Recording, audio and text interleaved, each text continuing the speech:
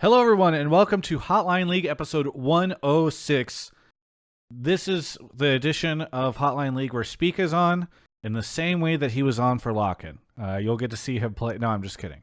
We're going to have Spica join us. I just want to address this really quickly for watching the VOD because I talked about it on stream, but I guess there's a bit of a delay where he's in a game right now, doing some TSM scrim stuff, I think, or something along those lines. But I've been assured that he will be on soon. So we will start the show without him because we're already starting a little bit later in the week, or in the day, I guess, than normal. But first, let me introduce my constant co-host, Mark Zimmerman. How's it going, Mark?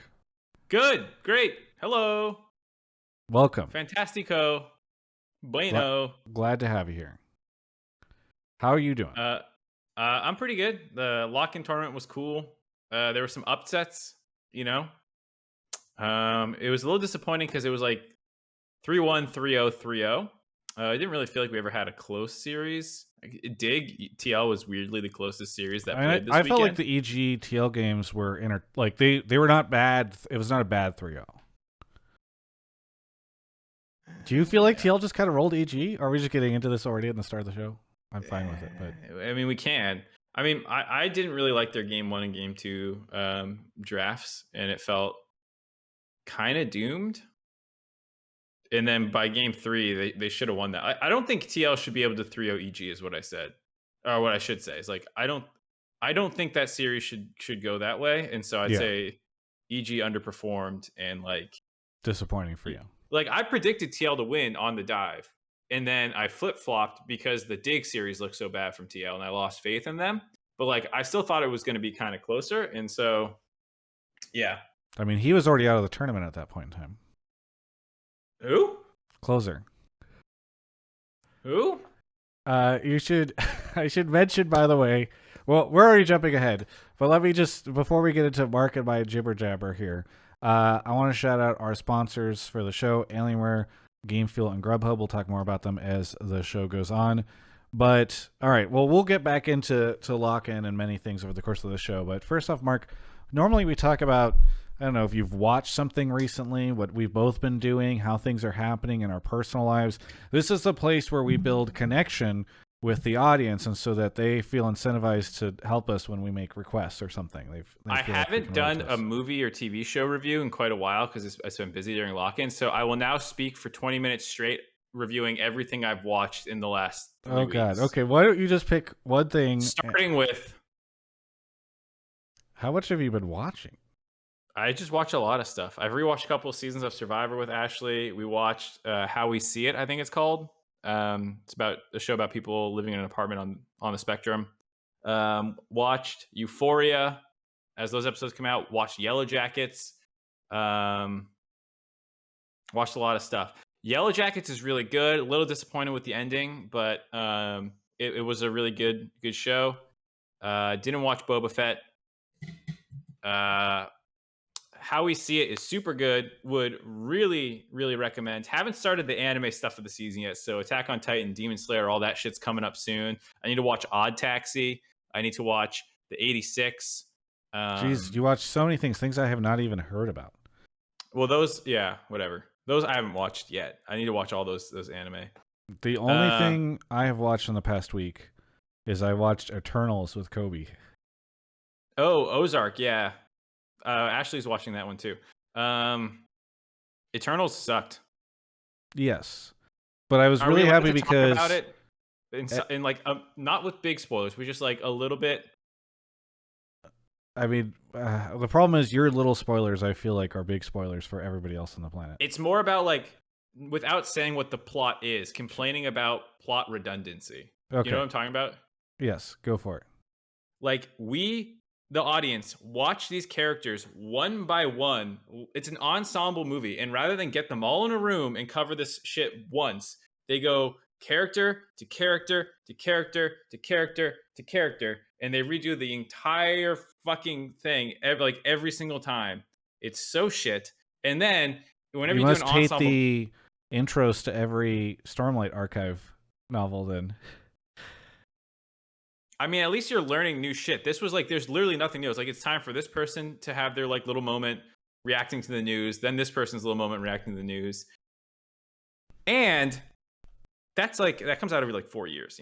It's not like I need to read. If you put all the prologues back to back to back to back in a fucking row, I think Brandon Sanderson would be like, yeah, that's a stupid idea. Yeah. Which is basically what I'm just this joking. movie I'm just did. joking. I know, but I'm just saying, like, if you actually want to talk about it, like, it's still a bad idea. Then, whenever you do an ensemble movie, there's usually what's a character that's like considered what you call the holdout. It's like we got the team back together, except Johnny. Johnny decided not to come, and at some point in the second half of the movie, we got to go get Johnny. He's a critical player. We can't let him like stay out of this. They did that fucking twice. They had two holdout characters. They did the same plot cycles over and over again, and like, it's a disaster. Well, I'm glad I watched it at the very least, because there's a lot of other stuff that I feel like they're going to link it into with the rest of the Marvel cinematic universe. Oh, yeah, I can't. That's right. I can't wait to also see how finished Jon Hawkeye. Snow. Jon Snow's going to be great. I'd been watching Hawkeye, and I finished Hawkeye. So, Hawkeye was decent. I like. Yeah, Hawkeye. I thought it definitely started rough, and then and for the fact that it's only 6 episodes, I was like, okay, I can do this for 6 episodes. Although I felt like it really ended whenever it hit its stride, so that was a little unfortunate. All right, well, let's get back into League of Legends then. So, lock-in. So you were kind of disappointed by finals weekend, sounds like. I just, like anytime a tournament is mostly 3-0s, there's just a little bit of like you want the 5-game series. Yeah. We didn't even get like a 3-1 between TL and EG. So I mean, at the very least, I'm glad it was an upset, because like you kept waiting, even though it was disappointing that EG never really turned it on. It was cool that like the things that are really boring are whenever everybody's like, oh yeah, EG's gonna crush this, and then like they just crush it. I thought it was kind of cool to see TL turn around.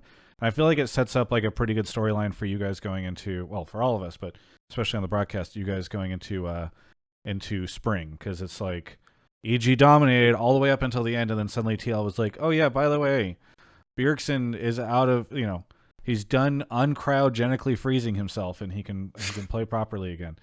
I mean, isn't there a little bit of a concern though that like this is their power level without Core JJ, and then he comes back and they just turbo shit stomp the LCS for 2 splits?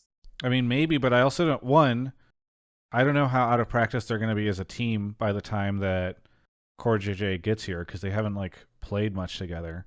And I get here, I mean like gets to the stage, and then also, I don't know. I'm very curious how long it takes. It seems like there's no end in sight for this green card situation. So like, if you don't make a Reddit thread about this saying that this is what I think is going to happen, but like I still would not be surprised if he's not playing until like summer or something, Yeah, I feel like I don't know if you I heard a rumor, or I saw a rumor. It was like on Reddit, so this is probably a trash ass rumor.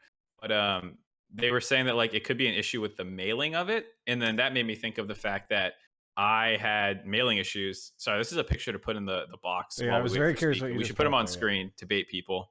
Yeah. And I intentionally picked the oldest picture of Spica to use. Anyways, while you do that, I ordered a shoe rack. They said I missed the delivery, though I didn't, because I just fucking work from home. And so like I just don't think they tried, So they're like, schedule a delivery by a certain date, or it's getting returned to sender. So I did that. It neither got redelivered nor did it get returned to sender. I'm pretty sure it's just sitting in the post office. So I went to the post office to be like, yo, do you have my package? And they're like, maybe, but we can't look right now. We're understaffed. Come back tomorrow at a certain time. And I was like, okay, I can't come back tomorrow. So I guess we'll just wait and see. But I'm pretty sure like, the USPS is just fucked right now. So what does this have to do with anything we were just talking about? If it's a mailing issue, it could be turbo fucked. Oh, that's right. Okay, sorry. I don't think it's a mailing issue. I mean, I don't. Like I've said, heard you would think that would rumor. have come out, right? That it would have been like, oh, Core JJ should be here, be able to play any minute. It's like it's just lost in the mail. I don't think it's a situation where his green card is lost in the mail. That's very copium-tastic, I feel like. I mean, would you rather it be lost in the mail or just not even confirmed yet? I mean, it doesn't matter what I would like. Obviously, Mark, I'd like it to be like.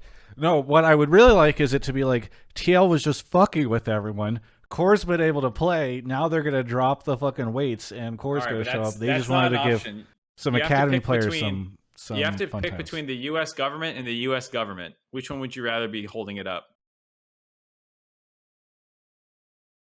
I I'm not interested in playing this game with The you. immigration office or the postal service? Which branch of the U.S. government's failure would you like to believe is going to get it sorted faster? I just would like postal service to release another album. All right, it's been a long time.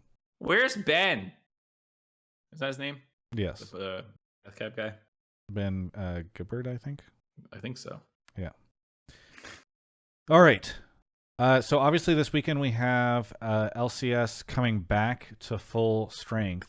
What's really interesting is like, oh, actually, you know what we should talk about? We should talk about the hype video that dropped today, because that was actually really sick. I feel like it got basically universal acclaim.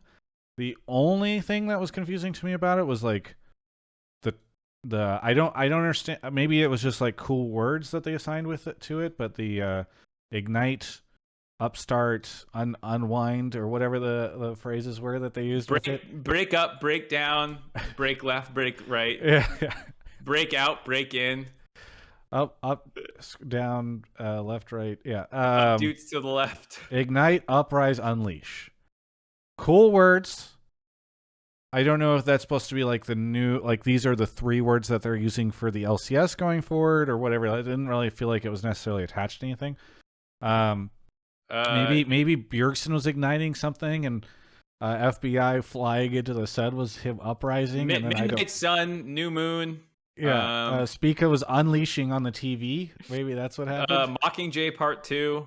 What do you think that there's a chance that he can't do the interview right now because he broke the monitor with a sledgehammer? Is that why he can't come on the show? They were trying to. I like how FBI died. He died and went to heaven. That was him getting knocked out of lock-in. Oh, I see. Through the rafters. Nice. No, I thought it was great. I really liked it. I thought it was actually one of the best pieces they've done in many years. Yeah, but it's just very funny because part of me wishes lock-in hadn't happened. Like that was what I told somebody at Riot was showing me this or whatever, and I was like, part of me wishes. I think lock-in got a lot better as it went on, and you kind of had like the rando rosters like fall out. But I'm like, wouldn't it be sick if LCS? Because 2 years ago, my Google Photos was like, by the way, like 2 years ago, and I think I tweeted it out, like the pictures of the start of LCS. This is when LCS was starting this year. Or this time 2 years ago. And so if LCS had just been starting this week and that video had dropped and we were already on the new schedule and people weren't like... And like all the rosters were here except all TL. The rosters were here. C9 had their full roster. TSM has their full roster, etc. It's just another thing just like that. Actually, you know what's funny is that year, one of the photos that I put on Twitter, TL's pop-up at the whatever they call this. They had visa issues with Broxa, Yeah, they had visa issues with Broxa, so one of their activations was a Broxa cutout that you could also get a picture of, like they had a giant Visa card for like a passport that you could get a face taken with. And so it's funny to me that like 2 years later that they would probably be the only they could just bring it back with a green card instead. But I kind of wish that everything was kicking off this weekend. I've voiced that to other members of the industry, and they have scolded me for suggesting that the other regions should have just started and LCS should have just not started. But I don't know. Obviously, I don't think lock-in is a bad thing. I hope they bring it back next year. But I do think it's, I don't know. It's I mean, there's somewhat anticlimactic. Yeah, I think. While I enjoyed lock-in, I think we talked about it right when it was starting about like, should North America, I think I mentioned like it kind of sucks when half your teams don't have their intended roster. I think it ended up being a little better than half. I think Peter Dome ended up being right. C9, EG, not C9, C9, Golden Guardians, and TSM were the only ones who stayed without their proper roster. Dig ended up getting their roster in time, right? Yeah. So it still ended up, and TL, I guess, technically couldn't get their starting roster, but it was still the majority. I think Peter ended up being right about that after week 1. But either way, I mean, like the point being that like it sucks. Like I was saying before, can you imagine the start of the NBA season and like a quarter of the teams just don't have their superstars ready, or yes. like they're just running their NBA D League team because like that would not be fun. Like to that point, I do think there is some merit to being like, what if we push the NA season back like a couple weeks? You know? Yes. I do think that then you get in. They have more time to get like the assets and everything ready. Everything's going like fine. LEC can start. I don't think it's like the end of the world if they get a 2-week head start on us. I don't know. Yeah, Empire asked, would you bring back lock-in next year? I think I would, but I would love to find a way to deal with the visa issues because NA historically has visa issues. So like, do we need, because we're a more international league, do we need to take into consideration that 50% of our teams are working on visas starting in like October, November, and like the average turnaround time seems to be longer than 3 months, and we need to accommodate for that. Like, I think it's worth raising that question. Guys, I'm going to say this once for the Twitch chat. The reason Spica isn't on the show right now is because he was caught making out in the locker room with the rest of his teammates, and so he is off for 1 week or whatever. It's too bad you didn't have that actual copy pasta ready to go. I looked for it on the TSM subreddit because they had it somewhere, and then I couldn't find it to exactly read it word for word. Somebody says, nice TSM Reddit thing. Guys, that was from the Twitch chat. People were spamming it in the Twitch chat, all right? But if somebody can find it and spam it in the chat, that would be great. Can you make a command out of it if people do exclamation point Spica? Spica's probably not worth it given the fact that we should have him on the show in about 15 minutes, but that's optimistic. Somebody says LCS is remote this split. Actually, that's a good question. We don't know if the players are going to be in studio this weekend. Mark knows, but he can't say. I actually don't know. I'm sure someone, but not because I don't think the LCS doesn't know. I think I didn't pay attention. Yeah, that's fair. So I will say this. The COVID rates in LA are dropping pretty quickly, but right now they are at the same point where they had to cancel Asset Week, the first week of January. So I would probably not expect people in studio this weekend, but I don't know. Maybe we'll see. I would guess probably not this weekend, but maybe the weekend after. Yeah. Yeah. In terms of looking at the first week of games, I actually think they're pretty good though. Have you looked at them? Yes, I know the opening game is TSM EG. Yep, TL 100 Thieves is also really good. You know what's great? Okay, hang on. I will say this. When you have to make a schedule for only 2 days, it's really easy to have good games on both days. Yes. I mean, I think they're stacking the start of the schedule to be good because TSM EG is great. TL 100 Thieves is great. Golden Guardian C9 hilariously becomes interesting because neither roster has started yet. So that's actually a really hype game. And then the next day, you kind only have EG C9, but that one is still really hype. And you can still do stuff with Immortals Team Liquid. Like, I know it's not like crazy because obviously Immortals looked not great in the lock-in, but you can still play up the PoE BJERG stuff again. And I think that's I would rather hype up TSM Dig because Dig is. I mean, we'll have to see if Dig beats Immortals, but assuming Dig does beat Immortals day one, like the question of how good is Dig really is still being a question for TSM to play against. CLG 100 could be kind of hype. CLG looked okay. Poom and Luger versus like their old teammates, or like they came from 100 Thieves Academy last split. Like, there's a couple good storylines in there. I think both days are actually pretty good. I mean, I'm looking at the following week. I think there's always going to be a hype game because also there's only 6 weeks before playoffs. So because the next weekend has EG 100 Thieves on the second day, which is good, and then also TLC9, which I think will be super hype. I mean, the big question, the 2 big questions for me this weekend are just, what do TSM and C9 look like? That's the thing that I think is going to be That's one question. Well, like, I'm breaking them out. It's a compound question. I'll break them out into, because we need to fill for time anyway. I'll break them out into, well, I disagree. That's a great first question. What will C9 look like? Well, okay, we can either agree that it's one question and I have a second question to staple on, or it's 2 questions and I have a third. Okay, go ahead. What is your additional question? Was Dignitas wins a fluke? Are they actually like halfway decent, or were they just lucky in lock-in? I feel like the Dig one is a big one because if they are legitimately good enough to push TL and beat 100 Thieves and stuff, then like then TSM and C9 are not guaranteed top 5, I think. Because we were wondering, like, who can break into the top 5 if top 5 is TSM, C9, EG, TL, 100 Thieves? I mean, here's what I will say. One of those 2 teams, I will make the prediction. One of those two teams will not be top 5 in the first Which one? split. I have no clue. Say TSM before Spica gets here. Yeah, TSM before Spica gets here.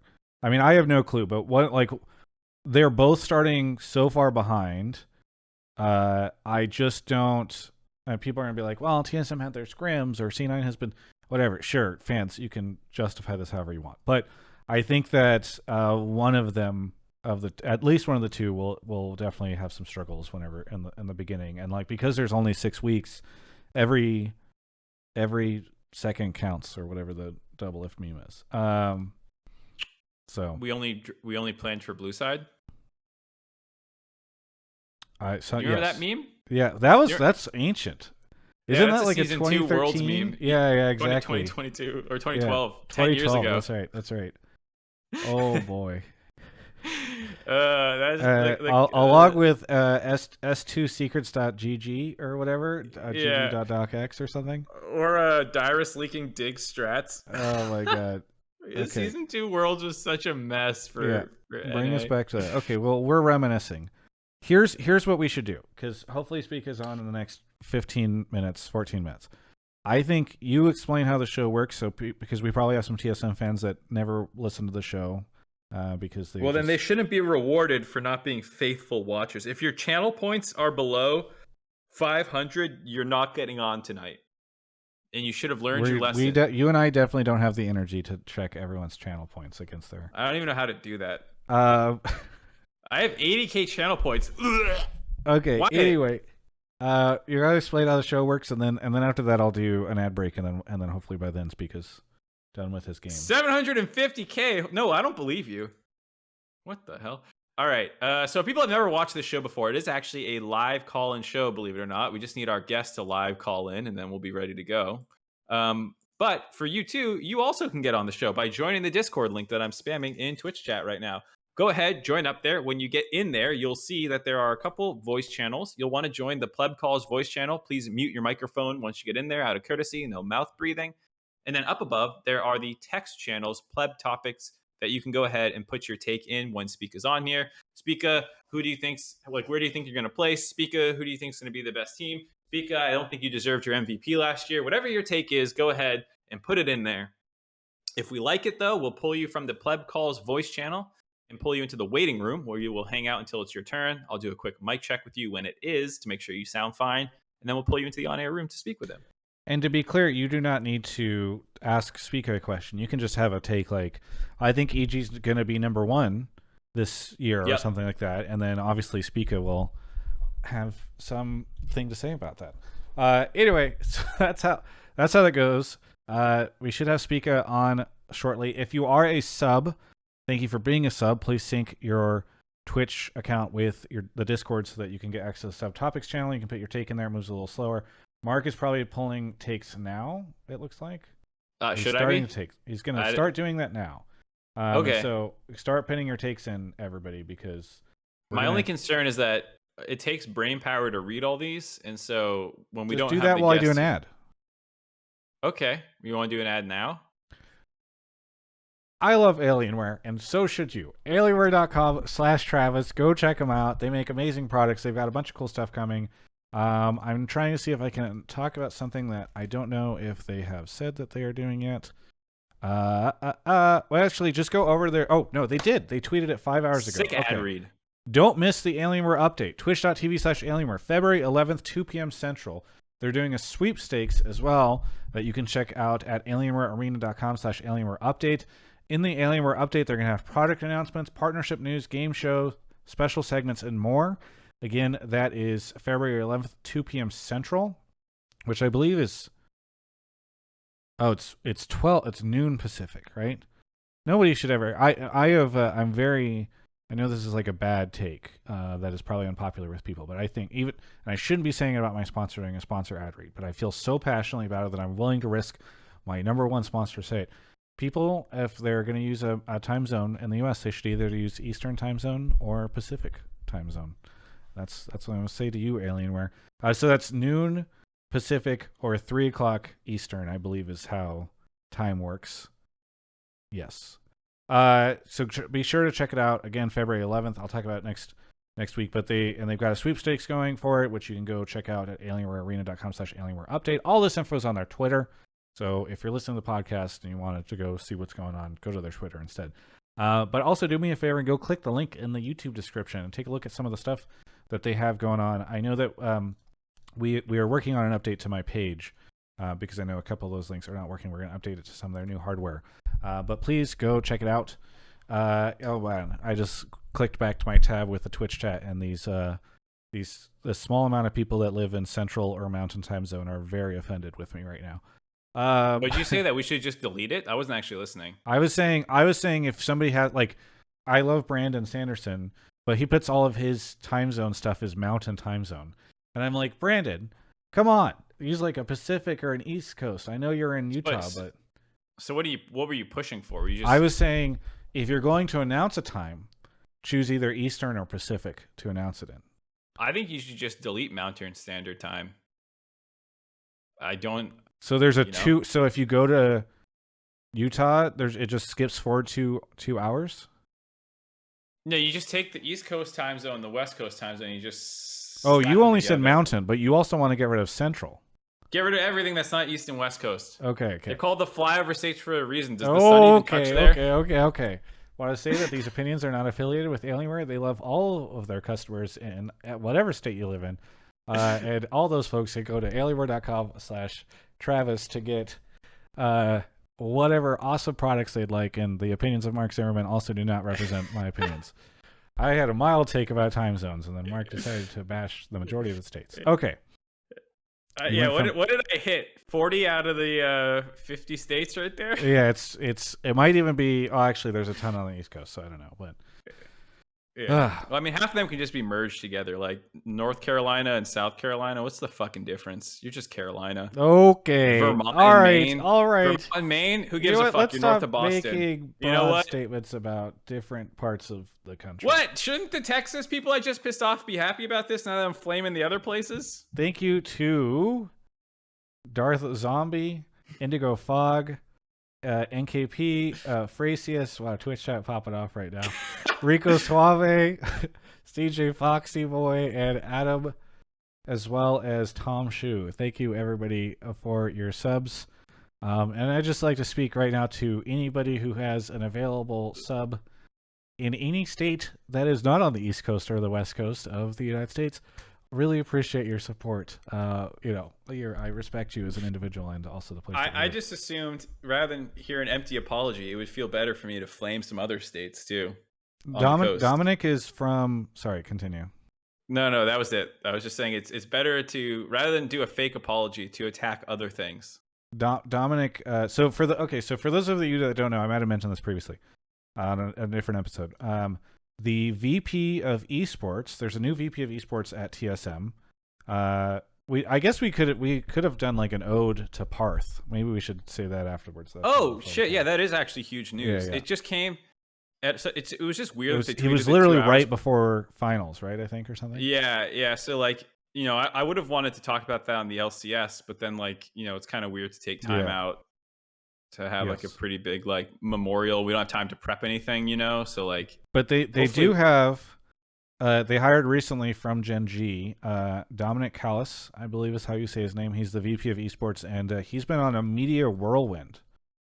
He's done like 4 league interviews recently, and he reached out and offered a while ago to come on Hotline League, and I said no. Give us Spica. No, what I said was like, yeah, we'd be down for that. But I wanted to wait until the season was starting and like their full roster was playing, and now I think there's even more stuff to talk about because obviously we've got like Parth and all this stuff.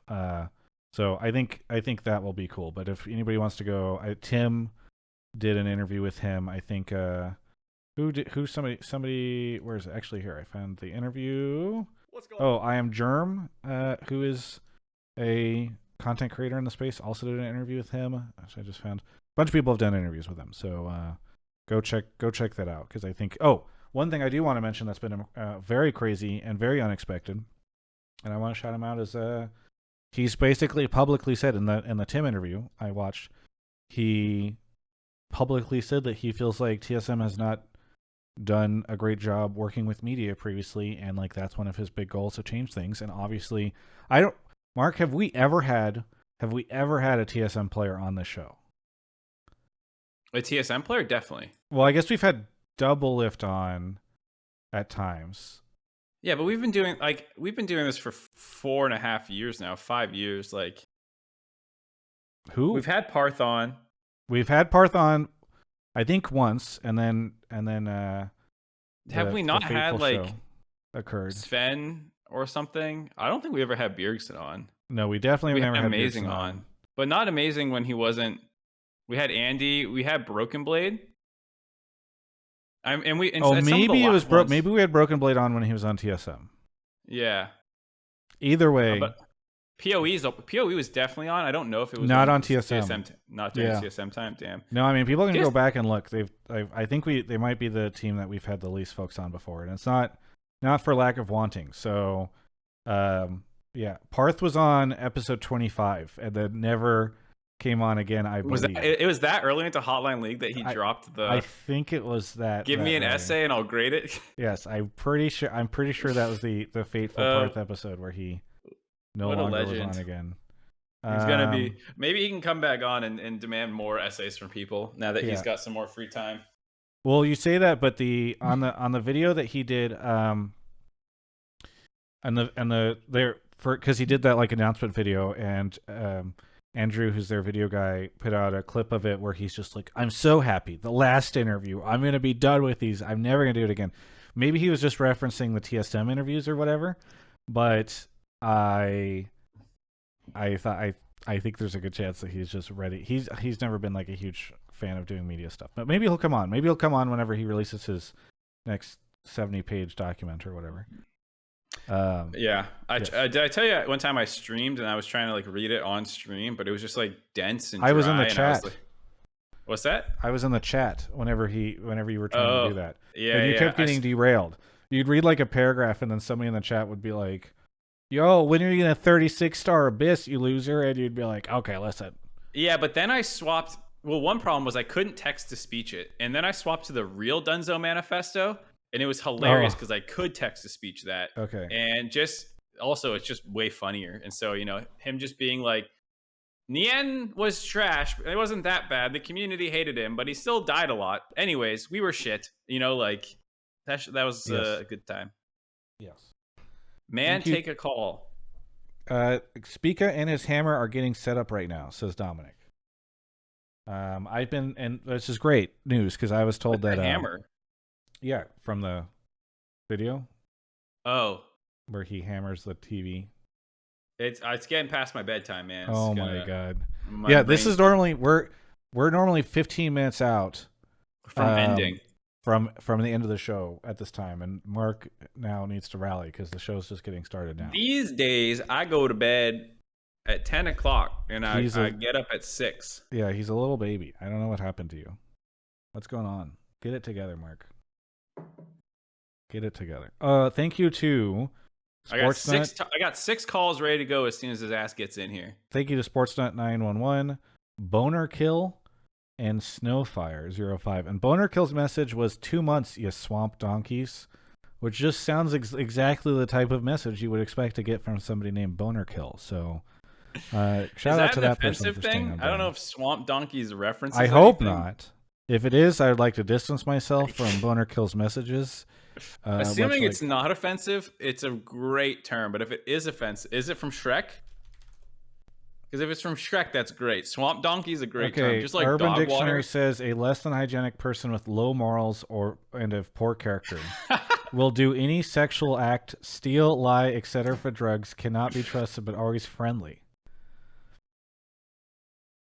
Swamp donkey sounds a-okay to me. I love like the compound insult words that are not like that bad. It's like dog water, but like they come together in such great ways. Yeah, I've heard dog water so much recently. Dog water is coming back with a vengeance, and I feel like swamp donkey's next. Okay. I'm gonna call someone a I swamp have a donkey Skype message that says let's go. I just need to get I don't know what Discord they are using, that they need to join a channel. Join a channel. Discord.gg/Travis. By the way, if you're watching, feel free to join our Discord if you're watching on YouTube or something. Discord.gg/Travis. There's some really salty people in the general chat. I would avoid staying away from there because those people get hostile. But there's other places. I should plug this more often when I'm actually like the actual name, so people on YouTube can join. I used to ask you to do that, and you'd be like, "I'm spamming the rando one you get every time," instead of actually using the vanity URL that we have. Huh? I'm looking. No, I mean I should shout out the Discord when I'm plugging it, so people on YouTube who watch later can just join the Discord manually. I don't want people talking to me. He's Spica and pleb calls too. Everyone, go to pleb calls too, quickly. Pull him in.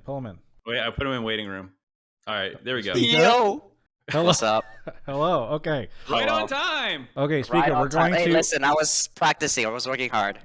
Glad to hear it. We're gonna call you on Skype. Just mute your microphone on Skype immediately.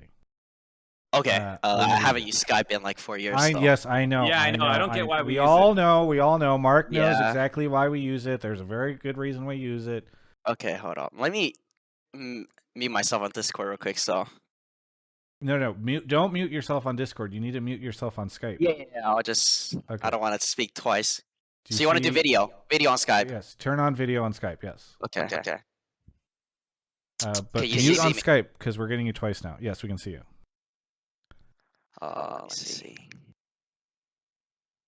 Okay, we're pulling you in. All right. Does it work? Can you see me? Hello? Yep, you're good. Yes. Okay. We can see you. Hello. Fantastic. You guys welcome to the show. How was your last game? Because I was worried that it would be a bad game and then you would be salty and not want to do the show. Yeah, I mean we scrimmed our academy game or our academy team, so it's okay.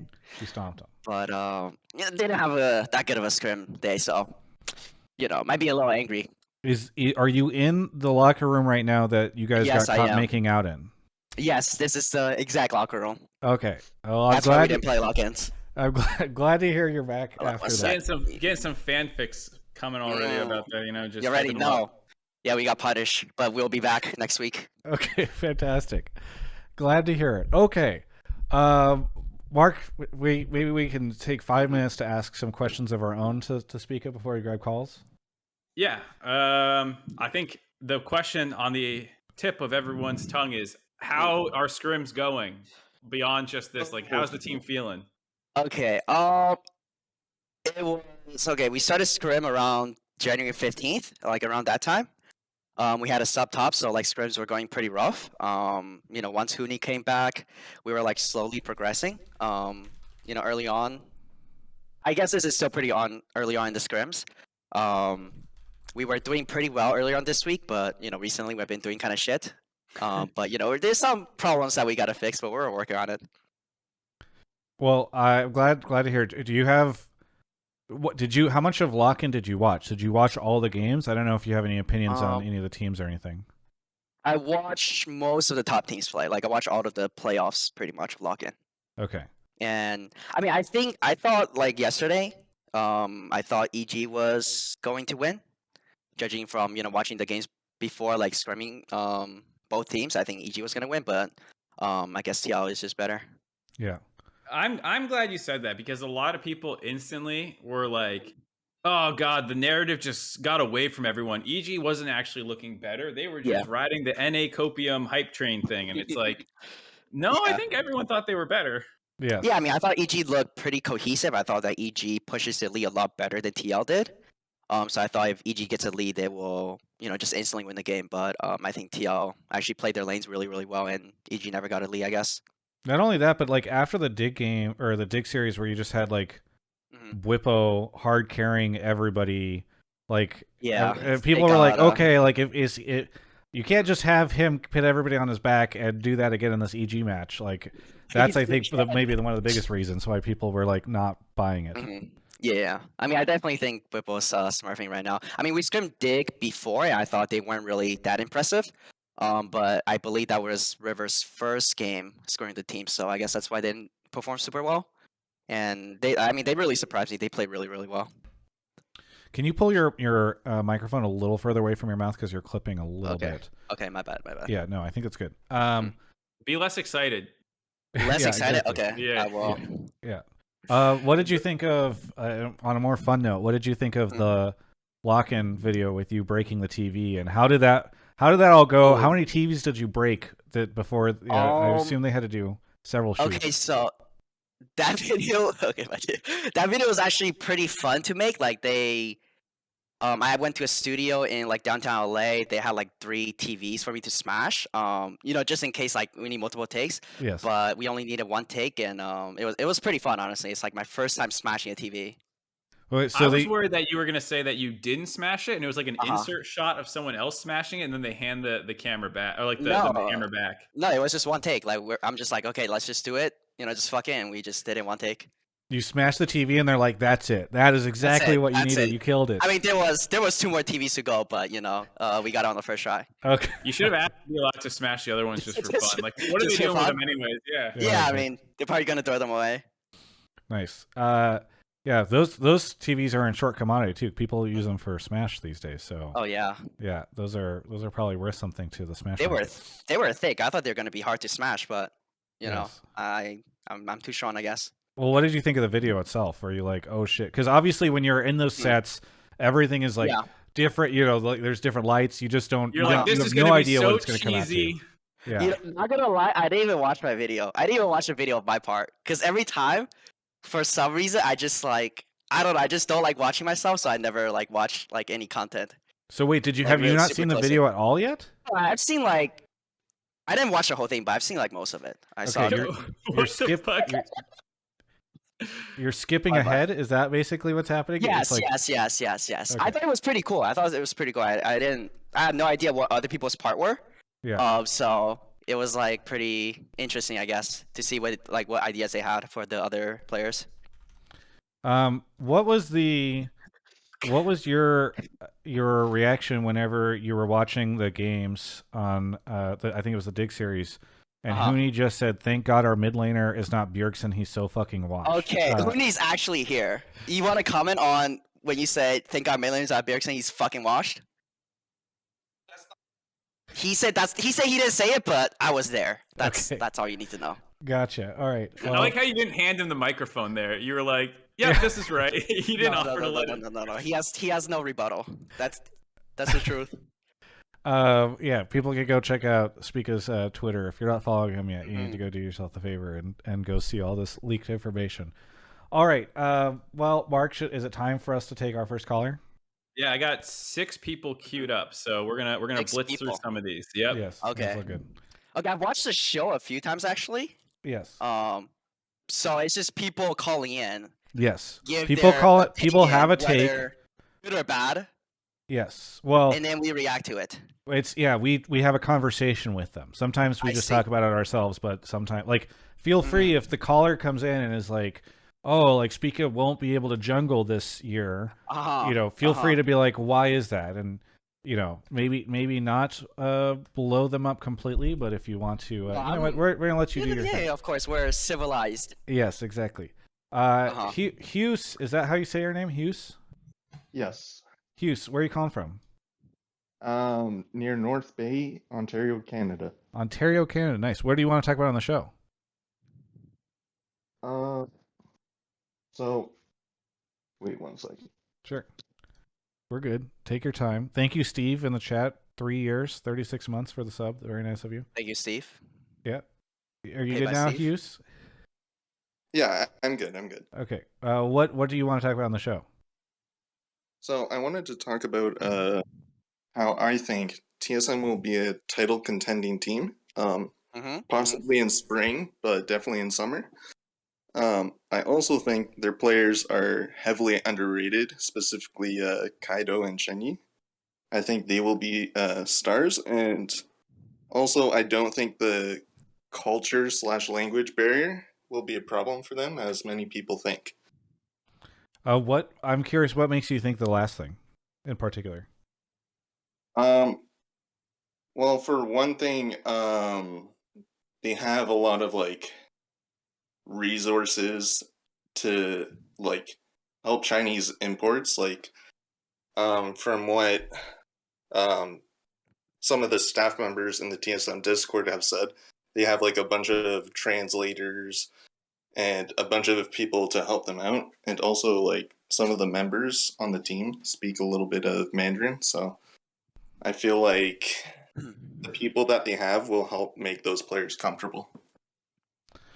Well, glad. So Go this ahead, is Mark. obviously Mark, you're queuing him up on the easy one for the first call. It's a softball take to ease Spica in, but I also like it because we get to now pin like expectations on him. Do you agree that you guys should be challenging potentially in spring and definitely by summer, and like below that is a failure? You know, I'm trying to get some expectations out of you.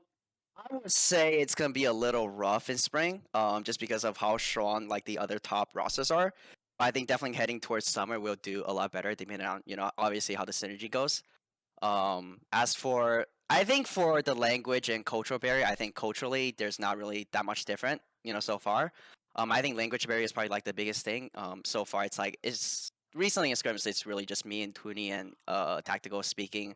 We're mostly communicating with Chinese or English, sorry. And the Chinese players are still, getting used to communicating in English, just knowing what the league terms for English are, right? So that's pretty much been the biggest problem for us, and that's what we're trying to solve right now. Yeah, I mean, can you expand a little bit on the resources that TSM is having for you guys to kind of manage all this stuff? Yeah, I mean, I think just beyond me speaking Chinese, we have a Chinese coach, Coach Chow. He speaks perfect Mandarin and English. We have Peter Zhang. He speaks both languages as well. So I think that definitely bridges the gap a lot more, and they've been pretty helpful to just explain, the concepts and like what we want to do in game, pretty well. Well, I think last year or the year before, Mhm. you and I did this interview, and you had said that like the crazy thing that you had in your mind if you ever left TSM was to go join the LPL. Yes, yes. Did you convince TSM to kind of invert that for you, as just instead have the LPL join TSM? Is that how this came about? I didn't expect us to double import. In the offseason, I had a bit of a different idea. But Scoutmaster Parth, his one last wish, one last scouting, I guess. He was like, I've watched LDL a lot. I think these players are insane, and that's what we ended up going with. So definitely very surprised, but it's a welcome one, I guess. I think a lot of people are looking at, the fact that you got a couple LPL players coming over, and there's this idea of like the LPL play style and being super aggressive. Is that something that is how you guys are playing right now? I mean, not without giving away too many strats or anything, but like, are we ready for the bloodbath when TSM takes the Rift? They definitely play very aggressive, but unfortunately, I think right now the meta is just not that good for that style. Like every meta is just, or every game is just really slow. It's just all quirky, Victor. You just farm it out. You fight for dragons. So, we're trying to work together. Conquer the meta, but maybe we'll pull out something different. Yeah, I'm excited. I mean, do you feel like EG's playing very aggressive? Because I feel like a lot of people have been excited with how what Jojo really tries to pressure in lane and does all this stuff. Like, I'm curious if you think, one, if they are playing aggressive or they've been the more aggro team, and two, if you guys will be able to rival them in any way in that manner. I think from all the top teams we've scrimmed, I definitely think EG's the most aggressive one. They push their lead pretty well. They play pretty well together as a team to pressure.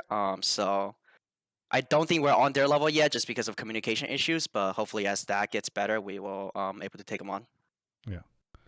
My final question related to this take from Hyuse is the whole Kaido and Shenyi. Also, if you know pronunciation, I'm fucking it up. Let me know, so when I get on the LCS broadcast, I get it right. All good. Okay. Phew.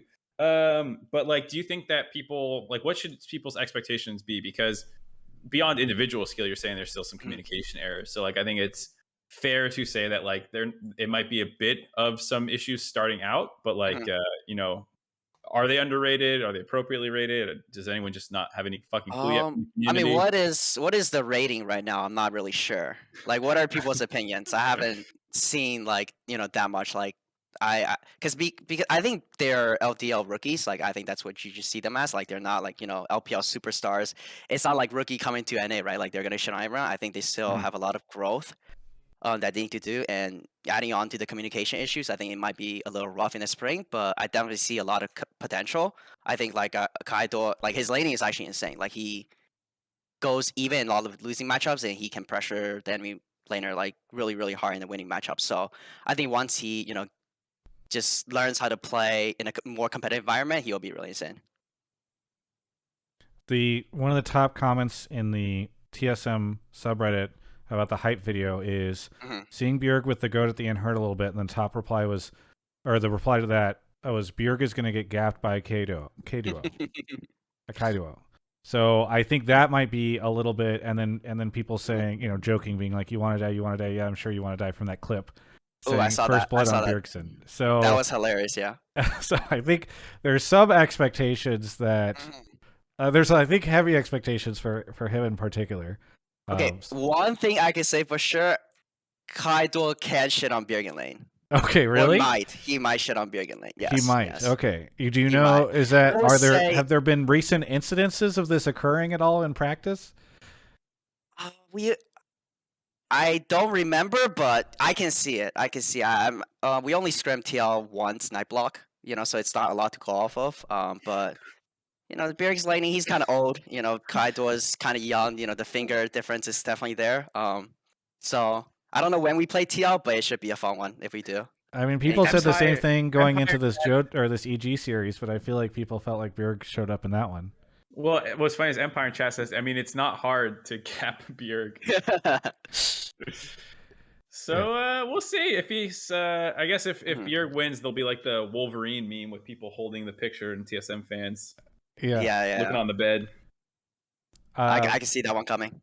Hyuse, thank you so much for the call. Sorry we didn't have time to kind of like dig into this deeper with you, but it sounds like unsurprisingly and unshockingly, Spica agrees with your take that TSM is going to be great. Although Not maybe biased. a little slower in spring, right? I don't think it's that much of a hot take, to be honest. Well, we'll see. Thank you so much for the call. Anything you want to shout out before we go on to our next caller? Yeah, I want to shout out TSM's new VP, Dominic, and I also want to shout out Colin. He says hi to you, me, and also Alienware. Thank you so much. Thank you for the call. Thank you, Alienware. Yeah, thanks. Bye. Mark, before you go, one thing I just wanted to say is that LS was in the chat earlier and he was saying terrible things about In and Out, and I just want to say that that's damaging to my coverage of C9 this year if he's gonna shit on In and Out. In and Out sucks. Oh, I agree, dude. What the fuck? Wait, In and Out sucks. I've had it once and I've never had it again. The decay, like the half-life on those fries is like 1 minute. If you don't eat them as soon as you get them, they turn into what are you just doing, like cardboard. Mark? You're going back, you're bringing the fries to your house, and you're sitting around for 6 hours. And the whole point is drive-through, like God yeah, forbid, I eat them in the car. That's my snack as I'm on the way home. Well, it's okay. It's okay to be wrong. It's okay to be wrong. Oh my, yeah, that's what you can keep telling yourself. All right. Yeah. The other thing is, do we have a call about Parth, Mark, or should we ask Spica a little bit about it? We don't have a call. Yeah, do you know Parth used to work at TSM? Yeah, I saw him today in office. He actually still works at TSM. Today's his last day. Okay. What have you? Wait, no call, right, Mark? No, we don't have a call about Parth. Well, I just thought we could talk about it really quickly because I actually think, like, I tweeted something about how I thought that he was one of the most underappreciated people in League Esports because a lot of people shit on him every time. He was the punching bag, I feel like, for TSM and all their losses and stuff. Every Worlds run ended with like exactly, like fire Parth, get Parth out of here, etc., etc., etc. But so I see where you're going with this. Spica, was the community right? Are you happy Parth is gone? No. I mean, I'm definitely biased as I've been friends with him for like, I don't even know, at least 3 years, probably 4. He's probably like the reason I'm on TSM, so I'm definitely biased, but I think he's definitely like overhated. People hate on him for a lot of, honestly, most of it is not his fault. He definitely made some mistakes. I'm not saying he has no fault in what everything happened in the past few years. But I think he has done a lot for TSM. He's the reason why I think League in TSM, like why a lot of people enjoyed their time. He definitely is a big reason, and I'm gonna miss him a lot. I think he made a big impact. Yeah, I've always had just really fantastic conversations with him. I feel like he's one of the smartest people on the space. I mean, I think he was a rocket scientist before he joined. He worked at Boeing. Yeah, Boeing, whatever. I think on rockets or whatever. Like I remember that was like a meme for a while. Yeah. And so I don't know. I hope he sticks around in League. I did an interview with BJERG that I'll go up tomorrow. I might air it after the show, and he was talking a little bit about Parth's impact. So I just wanted to mention it. I've always had a lot of respect. He came on the show, and I don't know if it was the first episode, but in one of the episodes he created a very iconic Hotline League moment. One of the most Hotline League moments where he demanded somebody write an essay for him. Oh my God. Yes, that was before your nerd. time, long before your time, Spica. But I gotta see that one. yes, I don't know. I'm sad that he's no longer going to be doing stuff for TSM, and hopeful that he'll keep doing stuff in League. Mm-hmm. My biggest regret with BJERG was not Parth was not getting him in front of cameras more often. He fucking hates being on camera. It's so funny. He hates it, but that makes it better though. That makes it better. Yeah, I mean he's good at speaking, so I'm like, dude, just get in front of the camera and share your thoughts more. Yeah. But, bummer. Yeah. All right, Mark, you want to go grab our next caller? Yeah. All right, off Mark goes. Thank you to Fiasco for the Prime, Snowfire as well. Thank you guys for the subs.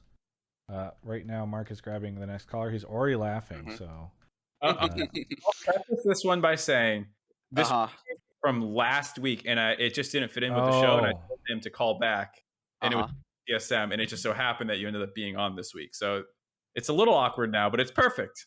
I mean, Bluejay, I'm surprised. I know which take this is because I saw it in the chat, and I saw Mark say he would take it next week before we knew we had Spica on. So I'm surprised you were down to do this. I mean, what can you do? Like, you can't run away and hide, you know? I'm ready to get ratioed if it has to come to that. Okay. All right, what's happening? Okay. First off, Bluejay, you want to remind everyone where you're calling from? Ontario, Canada. Ontario, Everyone's Canada. from Canada. Back-to-back Canadas. Yeah. What do you want to talk about on the show? So my take that I put last week is, for the first time in LCS history, it's really easy to forget that TSM even exists. I don't know if Spica is available or not, but if I'm TSM, I would be pushing to have Spica on the broadcast or co-streams. It's strange that the former MVP is AFK. Is he boot camping somewhere? And just to add a little bit, I put that the blame usually falls on the LCS broadcast for lack of hype, but I think the players and teams should be held to a certain standard as well. So what, before we unleash... Yeah, I could. If you need me, if you need me to go back and say a few parts again, no problem. Yeah, no. Before we unleash Spica, I think it's important to note that this take was during lock-in, so it was when you were suggesting getting Spica on the broadcast, you were talking about like it would be cool to have him on the lock-in broadcast, for instance. Right. Secondly, what kind of back to the very beginning? Why do you feel like it's easy to forget that TSM is in the league right now? Because they're playing their academy squad, and watching TSM games was freaking boring for lock-in. And I don't know, when you have like what's probably the most definitely historically the most exciting team to watch, watching an academy squad is just a huge like disappointment. So sorry, we're a cop making out in the locker room. Would you say is there anything that you would say about their current roster? Like, is everything going to be fixed now that they're running this roster? Because I've heard some like. I'll just say it. Like, I think, like TSM. There was a time where TSM, like, if you were an LCS fan, you were probably a TSM fan. They had BJERG. They had very, very iconic players. They're kind of in like a rebuilding situation right now. And then on the other hand, you have teams like AG who's rising up, and people are like, oh, like this team is really compelling. You have 100 Thieves that's popped up in the past couple of years. It's been certainly. Team Liquid is more relevant than they were back in the day. So like I've been of the opinion that like TSM really needs to fight this year for fandom in a way that maybe they hadn't previously, not necessarily because they're desperate, but just because times have changed and there's more competition there. So I don't know if that's originally kind of what I thought your take was going to be, if it's only, is it only about the academy stuff, Bluejay, or are there other aspects of TSM that you think this applies to, even now that they'll have their full lineup? So what you just said was exactly one of my points. I have like so many points written down. I don't even think we're gonna get to them all. Just to be honest, speed run like but, 2 or 3 of them. Okay, so obviously the Academy one was boring. The other thing that I was going to add was that you also have Huni and Tactical on the roster, which are also really good people to have on broadcast, like personalities that fans want to see, and like we just haven't seen them at all. What else? But that's not always on TSM. That's like on, I think, Riot sometimes. It depends on whether they want to bring pro players on or not. Yeah, no, I completely agree. The other thing that I was going to say was I thought it would have been hilarious if this weekend, if they go to interview Bjergsen and instead it's actually Spica interviewing Bjergsen. I thought that would be like great content, especially if Bjergsen wasn't ready for it. What else? Oh yeah, and the other thing that I have on here is kind of what you just said, Travis, that like I don't think TSM is that brand that could just brand themselves as a team that's just going to win. They actually need to start marketing and pushing their brand again, which is kind of what you just said, maybe, Travis, but that was one of my points as well. Yeah, I mean, I think it's more just like a broader trend with TSM lately, where there's I think half of it is TSM, but half of it is also just like there are a lot of other teams that are doing stuff and competing for the fandom in a way that they hadn't previously. So yeah, yeah, okay. So why don't we start off with Spica? So Spica, where were you? Why weren't you on the broadcast? Were you boot camping or something? Honestly, I was doing nothing. I was just chilling, enjoying my off season. I was doing complete. I was playing solo queue, streaming a little bit, but I mean, I never got the option of going on broadcast. I don't know if that's a thing. I don't think I ever got asked, so I'm not. I don't know about that. I highly doubt that if anyone would ever stop you from going on broadcast. Highly doubt yeah, that. but Am at I the wrong same there? time, to speak his defense, like it's not like he should like I don't even know if he has like the contacts of the producers. Like it has to be like climbing a grapevine to get on. Well, If like to Bluejay's defense, Bluejay had said TSM should do this, not like Yeah, TSM should be pushing for it, right? On the and in Twitch my side. take, I even said that the blame usually falls on the LCS broadcast, but I think that the players and teams also play a part in this. Like I think you could kind of point the finger at a few different people for not having what I consider to be 3 like really good personalities on TSM that are known personalities on the broadcast, and that's why it's like we just kind of forgot all about these players because we didn't see any of them for the whole lock-in. I mean, yeah. I like if you were actually in town, Spica, I think it would have been a really cool idea. And again, I'm not blaming you, but like I like the idea of having you on the broadcast during lock-in, and like even if it was just for a little bit at some point in time, where like Mark and Emily, Raz, etc., could be asking you like, "How's the team doing? Like, what are these guys like?" Sort of like previewing for LCS. I think that would have been kind of fun. But I think that definitely would have been pretty fun for me, or a pretty fun experience for me as well. I remember watching last year Worlds, I think 2021. Huni was actually on the LCK broadcast, and I think he casted a game, and I think that would be something that's really cool. To do just something new. Even though I'm really inexperienced, but I think that will add a lot to the experience, or like at least the broadcast. I think it will be something new for the viewers and the fans. So I would definitely do that if given the option. I would say. All right, I'm going to hold you to that. Just don't make a deep run in playoffs in spring, so we can invite you onto a TriCast. All right, we'll go 0-18, and I'll be on playoffs every day. Excellent. The other thing that Travis was talking about how like maybe TSM is not like the top dog. I mean, I'm sure they still are in terms of viewership split, but like it's not as strong of a stranglehold as before. Is this something that the players feel at all, or is it just like chatter and you guys just focus on winning? Does it feel like the content team is like, oh, we gotta make sure we get their personalities out there, or is it just nothing? I mean, I think it's definitely changed. If you're winning everything, it's definitely easier. I think right now we're definitely just focusing on being as good as we can, because honestly, when you're losing, you just can't. I wouldn't say you can't have fun, but it's just you're just not really in the mood to be goofy. You're not really showing off your personality. You're just hard grinding, right? Yeah. It's like a lot easier to show your personality. Just have more fun when you're just winning every game. So that's not really at least on my mind. I'm just trying to get better. We're a new team. We have a lot to improve on. We have like 2 rookies pretty much. So I'm not really thinking about that right now. Well, here let me ask. We'll do a little bit of TSM fandom building right now. Are there any fun stories from your time boot camping with these guys, or is there any kind of fun anecdotes you can tell about any of the other players, or did you guys go out to do anything interesting during your time? Honestly, we haven't done anything so far because we had like a lot of visa issues. Huni was stuck in Korea because he had problems with his green card. I couldn't go to China because of Omicron being really bad and some passport issues. So this offseason kind of sucked, and we've just started our season. So right now we're just grinding really hard since we missed a lot of scrim days. So we're just night blocks, no off day, just only scrims.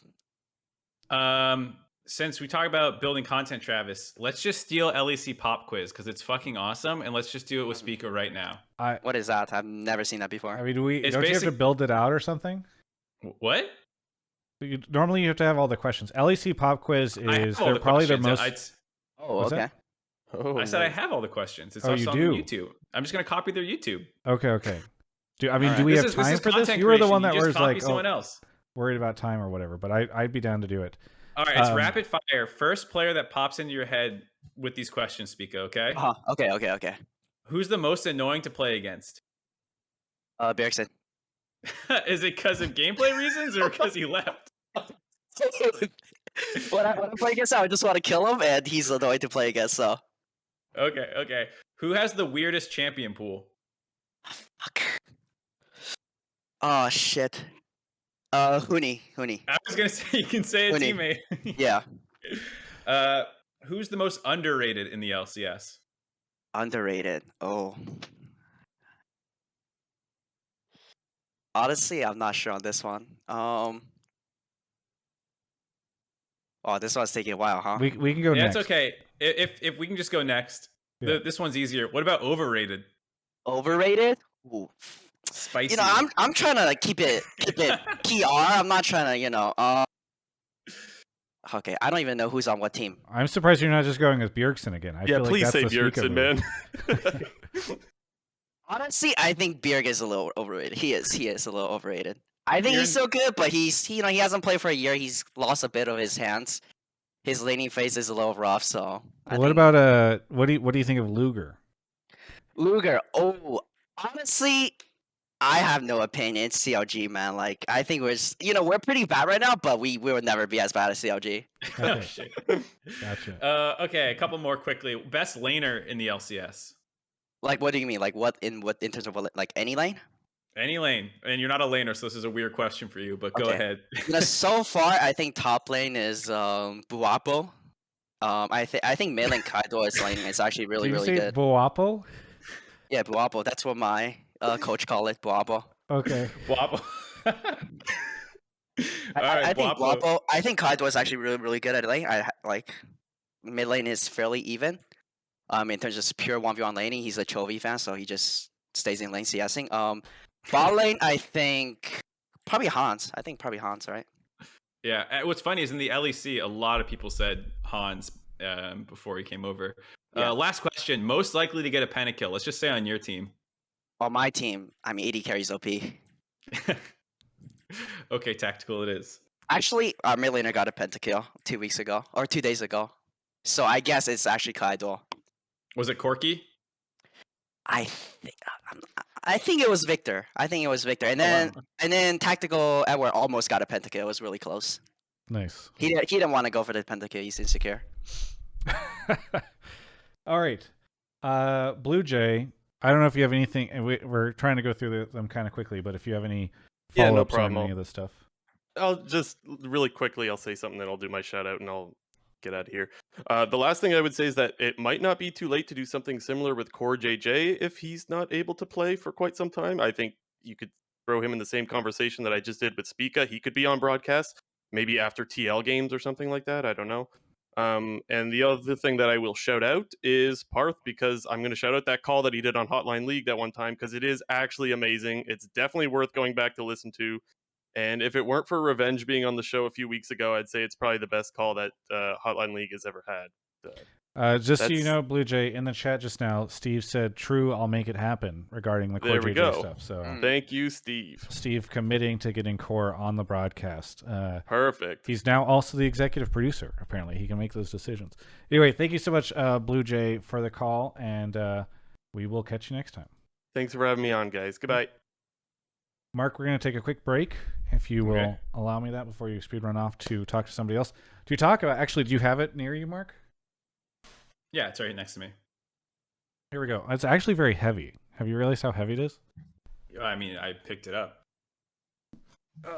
I forgot. They sent one of these to me previously, but Mark and I got these in the mail today from Grubhub.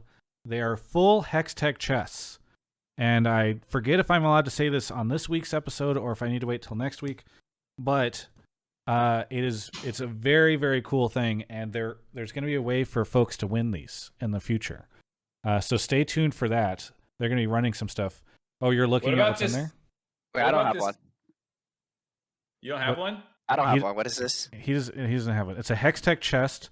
In it, there were some accessories, some game accessories, but they also sent a code. It says, "We're excited to announce that Grubhub is returning as the official delivery partner of the LCS for the 2022 season. To celebrate, we wanted to share some extra special offers with you. We can't guarantee a win from your favorite team, but we can ensure your food will be delivered on time and at the lowest price guaranteed, or we'll make it right. The 2022 LCS season kicks off on February 5th, so stay tuned throughout the season for special offers and rewards." And I guess they only send these to cool people that are associated with the LCS. So if somebody doesn't have it, then they're not cool enough for it. I guess that's like one of the weird things about it. Wait, who? Maybe yours is in the mail, Spica. Maybe it's in the mail. Do you want- I'm pretty sure I get one.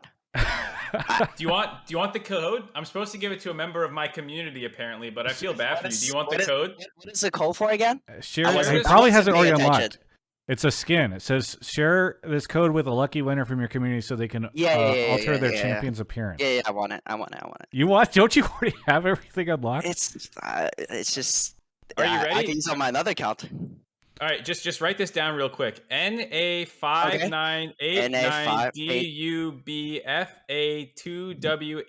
NA5989DUBFA2W85XGBDQUCYCH. Wait, that's too fast. I've lost count. All right, just do that real quick. I'm And that's very your- curious who's It's going to get fine. that just so, now. so I can get that. I'm not getting that. That's too low.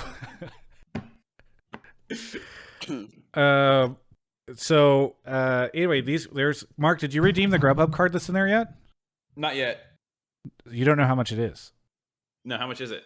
Well, I wasn't told. I couldn't say how much it is. I don't know if we're all getting the same, but for you and me, Mark, at the very least, it's $500. Wow. Oh shit. Yeah, I know. That's actually a lot. I know. That's a So lot of chicken wings. I'm very excited about it. We'll see if I get an awkward conversation from them later that are like, "Oh, by the way, we gave other people smaller amounts or something, and you just fucked it all up, Travis." But shout out to Grubhub. Really appreciate everything that they are doing. You can do ! Grubhub in the chat. I believe that is still functioning. There's also a link below the stream. And then stay tuned this weekend. Again, I don't know if I'm allowed to say this part yet, but I'm going to say it anyway. They have a special code that you can redeem or you can use for the on Grubhub whenever you order stuff, and there'll be more details to come on that. But if that does happen, well, when it happens, make sure you use the code or the link that I tweet out when you use the code to make the order, because I think it's a single code, and I don't want LCS to get any credit. I want to get all the credit for people using the code, and so make sure you use mine, not the LCS's, because long live TGI is what I'm getting at. That's what I'm saying. Anyway, these awesome Hextech chests. Stay tuned because there's going to be ways to win these, and they're really, really cool. Shout out to Grubhub. Thank you for sponsoring this Grubhub, and we love you. And if you're watching on YouTube, you can use the link in the description to support TGI and order Grubhub via that link as well. Your favorite meals at their lowest prices. All right, Mark, you want to grab the next caller? Yeah.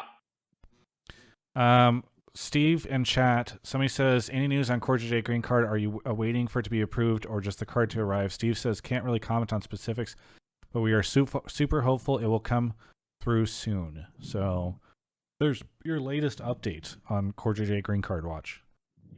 All right, and Mark is back with Zemelci. Zemelci, welcome to the show. Remind everyone where you're calling from. I am calling from Oxford, England, United Kingdom, because I'm an Because you're what? idiot. You're an idiot. As in, you're referencing the time. Yes, it is 5:30 a.m. 5:30 a.m. Well, that is. I stayed up for you, Speaker. Thank you. Thank you, mate. What are you gonna say? What are you gonna say? He's in Oxford, England, not Australia. What do you want to talk about on the show? Close enough. I assume it was the second take you pulled me for, Mark. The Jungle Pool one. Wait, I don't remember your takes honestly anymore. I should have asked before I pulled you in here. What was the first one? What was the second one? The first one was overreacting to lock-in. The second one was Jungle Pool being better this year. Oh yeah, the second one. Yeah. Yeah, okay. So my take is that the Jungle Pool this year is far more stacked compared to last year, between both Inspired coming to EG and then also just other junglers leveling up. And so this is the split for Speaker to prove himself. And I can either go into a bit more detail about that if you'd like. Yeah. Okay, so like I don't want to just go through every jungler because I think that's a bit boring, but I think that like things like a lot of orgs, like things like CLG last year were just a bit of a nothing org, and like at least there's something this year. But then also just like 100T as an org consistently developed. They've now got Worlds experience under their belt, and like even if they were shit in lock-in, they'll come back and like they will develop, and I'm sure that like Closer will become a better jungler for having like more Worlds experience under his belt. Like Team Liquid, you've got like Whippo fresh off having played jungle, now enabling Santorin. You've got like Inspired LEC MVP like coming to NA, and like sure he's not going to always look great because that's how Inspired always played, but like I think overall the jungle pool like is better this year. And so like Speaker MVP last year, pretty good. Speaker MVP this year, prove you're Even the good. better. All right. So first up, do you agree with the idea that the jungle pool is more difficult this year? Did it improve? Like, do you think you're gonna get tested more? I mean, yeah, it definitely got better because Inspire came to NA. I think he is one of the best junglers in the league so far from what I've seen in scrims.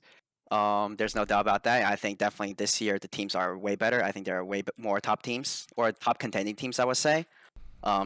So I think this year it's going to be a lot harder than last year for sure. What do you think of River so far, Spica? I didn't really watch the game that closely. So I don't really have like an opinion on him so far. We've only scrimmed him a little bit. Have you played against like Pride Stalker at all? He's kind of one of the other ones to come over. Yeah, we've scrimmed him a decent. I think he's not bad. The only problem I think is that his champion pool is not that great right now in the meta. He doesn't play a lot of meta champs. From what I've seen. So this weekend, you guys are kicking off the day with a battle against EG. So right off the bat, you're going to be facing Inspired. Mm-hmm. Are you obviously? It sounds like you have respect for him. Yeah. But how are you expecting to do against him? Do you feel like he's going to be like your big challenge? Like, do you feel like you're not on his level yet and you want to, or you're going to show him up on Saturday? I don't know. I mean, I think I've said this before. I never really focus on jungle 1v1 because I felt like jungle's never a 1v1 role. Like, you'll always be even. I think the biggest thing is to just, play well with your laners and coming up with a game plan. But I definitely think he's really, really good. He's really creative in his pathing. His early game's definitely one of the best I like so far that I've scrimmed against. So I think it's gonna be really, really fun and see how it goes. I mean, it's also like a good narrative, right? Like EU versus NA MVP, who's better? Yeah.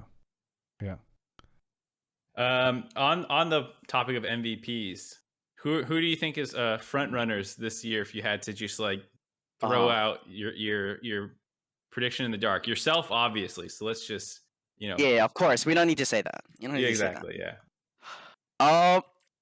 I mean, Whipple was kind of smurfing. I think Guapo, you BJERG mean? was playing pretty well. Guapo. Yeah, My bad. Guapo. Guapo. Yeah. I think TL seems like pretty decent. They're kind of good. But usually when you have a lot of good players, you don't really get MVPs. Like if you have 5 teams of good players, someone needs to be really, really insane. So I think I think maybe someone from EG. I think Vulcan was playing really, really well as well. Yeah, I'm excited to see how stuff goes. It does feel like we have a pretty stacked lineup this year, and I think there are some players that people have not expected to do as well that have been overperforming. Obviously, people that had paid attention, I think, knew that River was going to be good, but I don't know if people thought that he'd be able to just plug into Dig and do as well as he's done. And then obviously you have Blue and others doing really well lately. So I'm excited for the showdown. Have you spent too much time thinking about or talking at all about watching their games to any of the C9 players? Spica? Obviously they haven't had the full lineup, but I will say we also have a C9 take in a little bit. Okay, but you can so give maybe a we won't quick spend too answer. much time Yeah. on them, but yeah, I guess. Well, I'll just ask really quickly then. Like, hot take, really quickly. Speak on the C9 lineup. The current lineup or the actual lineup? The actual lineup. Ooh, let's see. I'm not really sure because I've actually never seen any of their Korean players play, so I don't really have an opinion. But they kind of shit on us last time they scrimmed us with their own lineup, so maybe they're just lucky, we're having a bad day. But I their think it's old something gonna be lineups shit on interesting. you, like their lock-in lineup. I mean, the drafts are interesting. I think it's gonna be really fun to watch. Like they have some wacky stuff. Sounds kind of fun. They're pretty innovative. For good or for bad. I think they'll be a very fun team to watch. Yeah, it feels like, Mark. I mean, do you think that it feels like we have a lot of teams with very distinct identities in a way that maybe we haven't in the past? Yeah, I was actually also going to ask something about the team composition as well. But in terms of like play styles, it's still like a little early with people, I think, figuring out meta stuff somewhat. But like, yeah, EG definitely seems the most aggressive, like Spica was saying. Team Liquid seemed to have like kind of a top carry play style. Like Bwipo's played some Scion, but even that shit was kind of whack in terms of how he approached it. And FBI bot lane focused. I mean, who knows exactly? But the other part of that team composition idea is that like the mini worlds thing. I don't know if you saw this going around, Spica, but like people saying that you guys were like the LPL, C9's like the LCK. Like, do you guys? I think TL is closer to LCK than C9. But I haven't played against a C9 full roster yet in terms of like play style. But I guess C9 has full Korean or like 3 Korean players. Yeah, I guess they think less of play style. They just mean like, players from LCK. But it's probably true that they're a little slower than like. I mean, I assume you guys sound like you're gonna play fast, but yeah, who knows if C9 just start randomly freezing all the time once the main roster gets there. Yeah, it'll be interesting to see LS coaching. Is there any chance that Inspired takes best jungler from you in the spring? All pro? Who knows? Maybe it happens if he does it. Hopefully I get it. Yeah. I interpret that as not a fucking chance. Thank you for the translation, Mark. Yeah. I didn't say it. You said it. Yeah. You could say whatever you want. Listen, Spica, you were one of like the biggest. Here's one area that you might be falling off. Were, I think, one of the biggest trash talkers in the league, and then Jojo showed up in lock-in, and I feel like he's starting to try to take that throne from you. Obviously, didn't. I don't know. Okay, but like I feel like his trash talking is just like very It's just like, haha, I'm a rookie, I'm gonna shit on everyone. Like, Fudge has done that before, so it's not new, Like, for me, I feel like that's just kind of whack. Like, I feel like mine has more of a context, there's like a build-up, There's a build-up and an ending, like what I did with, like, Alfari last year. So, personally, I think I'm still the best, but, you're allowed to have your opinion. I'm not. I'm just saying. I think there's certainly more competition in the trash talk lane with JoJo showing up. Yes. It was like you and Fudge, and now he's actually going for it too. Yes. I wish more people were doing this. I respect that. Yeah. I just think it's funny that you're like, oh, L plus ratio, very highbrow shit talk. Listen. I built that bread. Okay, I built that bread. I started from the beginning. Yeah, it's not a one night thing. All right. Zemelci, thank you so much for the call. anything you want to shout out before we take another caller? Yeah. So Alienware, Game Fuel, those are good, but Grubhub is a sponsor that I can actually like use in my daily life and is present in EU. They're called Just Eat here, but I will say on air, I used to use a competitor to Just Eat. Now I use Just Eat. That is the power of Travis Gafford Industries. Also, my other shout out is that Five Guys is better than In-N-Out. Oh Travis, my you're god, you talking had me cat. there for a That's second, facts. and then That's you just facts. crushed That's me. First facts. off, you don't even have In-N-Out in the UK, and I know you've got Five Guys, so Okay, I don't but I even... have reliable sources on In-N-Out. Oh, you haven't I've even tried tried it. You're Five using Guys. reliable sources. Okay, whatever. Travis, Sec- you're getting hit from every angle. You're taking shots from across the Atlantic, and you're still like, no, everyone just doesn't understand. It's definitely not that I grew up with it and have an emotional like attachment to it. It's definitely the best. I mean, it is very good. Like, there are other people who fly to California to try to get it. When it way. opens in No any new state, way. there's a Plus giant ratio. line. Someone do that. Plus the Someone price does that. fell off. Yes, someone There are does people that. out there that does that. No way. Yeah, and some Um, people, I don't know, go to see like the biggest mall in North Dakota or whatever. I don't know. Like, who cares? You know? The only Just thing go In-N-Out Chick-fil-A, going, man. It's just Mark- way better. going for Look it at that, is that everybody. they got used to solve a murder. Mark immediately going to North Dakota. He's just taking it out on the fucking Midwest Did I states. get it right? That like the biggest mall in America? It's All North these Dakota, states, right? Mark has to find something else to dog on. Zemelci, did you comment that somewhere? Because I read somebody make that same comment about what is the UK version? Just Eat. Yeah, somebody I read Yeah. that somewhere, and then I mentioned that to them when I was talking to Grubhub, and I was trying to find that comment. So I don't. Did you write that somewhere and I saw it? I put it in your Twitch chat, I think, at one Okay, point. maybe that's where I saw it. Either way, thank you for that. I appreciate it. I will let them know. But thank you so much for the call, and we'll catch you next time. Yeah, take care. See ya. All right. To clarify, it's Minnesota, not North Dakota. And I my knew it. point is, people travel for the weirdest shit. Like people go to like the original White Castle. You know, people going for In-N-Out doesn't mean anything. That's true. Your opinion is shit. How?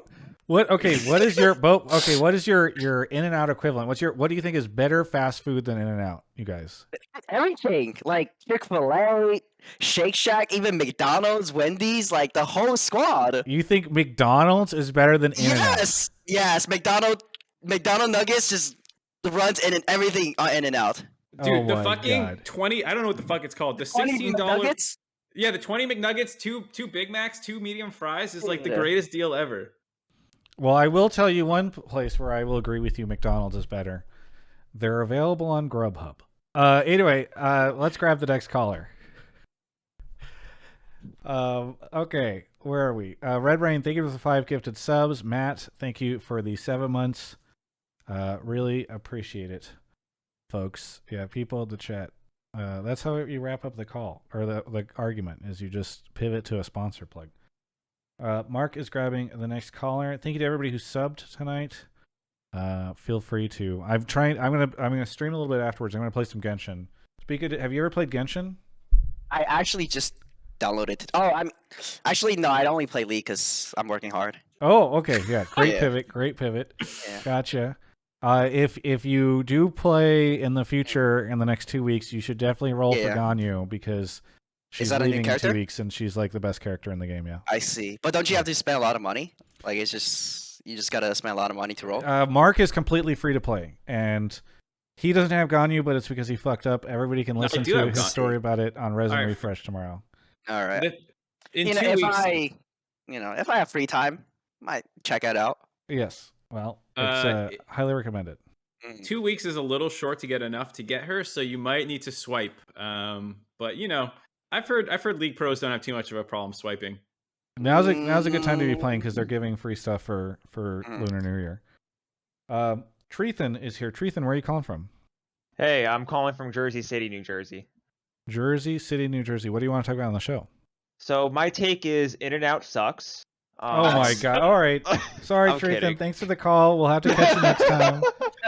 All right, so my actual this take guy lives is in Jersey City, New Jersey, and is suddenly thinking he's I a do critic. work, I lived in Los Angeles for 3 months, and I did work in Los Angeles. In-N-Out is not good and very overrated. Oh but we my will have this God. conversation another time. What is I've never been more disappointed in this show than tonight. The callers, the guests, the I'm just co-hosts. stating facts. He's I am just stating facts. I am stating facts. I apologize, but this is just truth. Oh my Anyway, God. Here is my take. I think the Bjergsen versus TSM game narratives will be a really boring narrative if the broadcast pushes it this season, as I do not think TSM in its current form can ever take a game off of Team Liquid. And, okay, can you explain by current form? Do you mean these 5 players, or do you think like? Wait, you've never seen us play though. Well, that's why this is called Hotline League, Spica. I see. Okay, okay, so again, back to my question. It's the current 5 players on the roster that are playing this weekend. I do not think that they so will you be don't able think to take this a line game of off 5 Team players can ever take a single game, even in a best of 5, off of TL? I'm gonna go with no. Okay. Is that your final answer? That is my final answer, locked in just as much as the In-N-Out answer. Okay. Why do you? First off, I'm doubting you because your first take was so bad. Secondly, what is it before we unleash Spica and Mark? What is it about the 5 versus 5 that makes you feel like it can't happen? So I think Bjergsen really showed during lock-in that he still has a ton of tricks up his sleeve, and he's been playing really well. On top of that, Whippo's going to completely top gap Huni every single game. And Santorin, to me, has always been one of the best junglers in the LCS for Was a he while. the MVP last year? No, I think that, maybe he should have been. But yeah, I do think that across the board, Team Liquid has a better roster. Including if Ayla plays support anyway, I do think it's still better. Why would you say Whipple's better than Huni? I think the current top meta right now in terms of aggression, Whippo just. What's the top meta? There's no top meta. There's no aggression in the top meta right now. Just the Gangplank and everything with the barrels. But nobody plays Gangplank. Whippo played Gangplank in the finals. Did you see? Did you say you were chilling or something? Honestly, I didn't really watch the finals, so I just saw Whippo smurfing on Fake Up, but I think Huni might be a little better. Clearly, Spica was accusing this guy of not having seen his team play. Spica hasn't even seen TL play. So we got 2 people arguing and neither seen the other 2. I just watched Soren he doesn't even use the quickie badges going forwards. I was like, okay, fuck this shit. I'm not watching anymore. Spica, first question. Do you feel like it's a forced narrative if we talk about Bjergsen and you guys? Are you going after Bjergsen? Or are you going to treat it just like any other game? There's not any extra jungle attention or 4-man roams mid. Yeah, it's definitely going to be narrative, but I don't think it's going to be bad. That's definitely the biggest talking point of the offseason, right? Bjerg leaving TSM. I definitely think if you overuse it too much, it's a bit forced, and it's going to be a bit boring. But I think that's definitely something that should be talked about. I mean, back to Mark's point though, will you treat your games against TL as if it's any team, or are you going to go in extra excited, extra nervous? I don't know. The other day, Bjergsen did an interview where he just randomly at the end of it said, "I'm going to kill Biofrost." Yeah. So I clearly he had his something on his mind when he was facing Dignitas, his old teammate. So honestly, I think I will play better because I really want to beat him.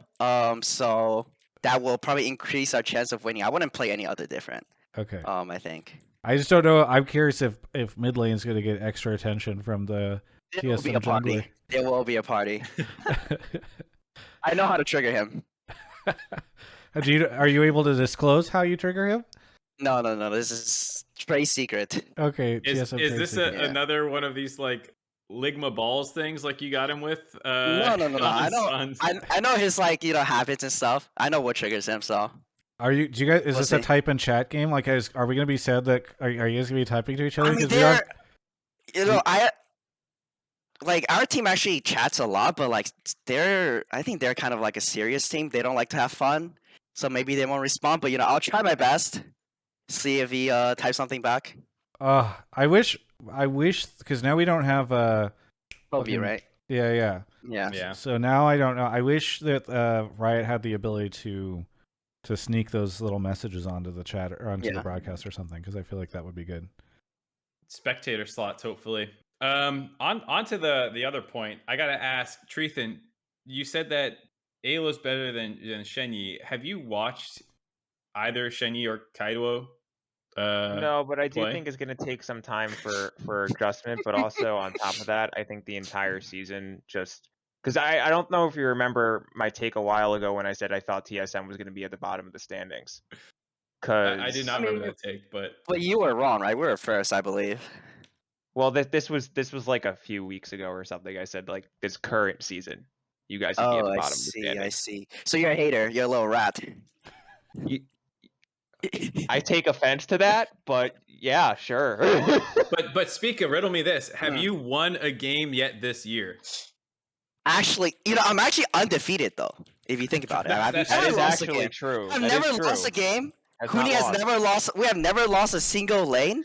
No one's ever taken a tower or Nexus, so I think we're going on a good start. Yeah, your games are very boring though, because nobody you guys also never take anything, so it's just very uneventful. It's 0-0 every game. yeah, exactly. All right. Well, I don't know if there's anything else we could milk out of this. The only thing I'm gonna say, Treethan, you said that the TSM can never take a game off TSM.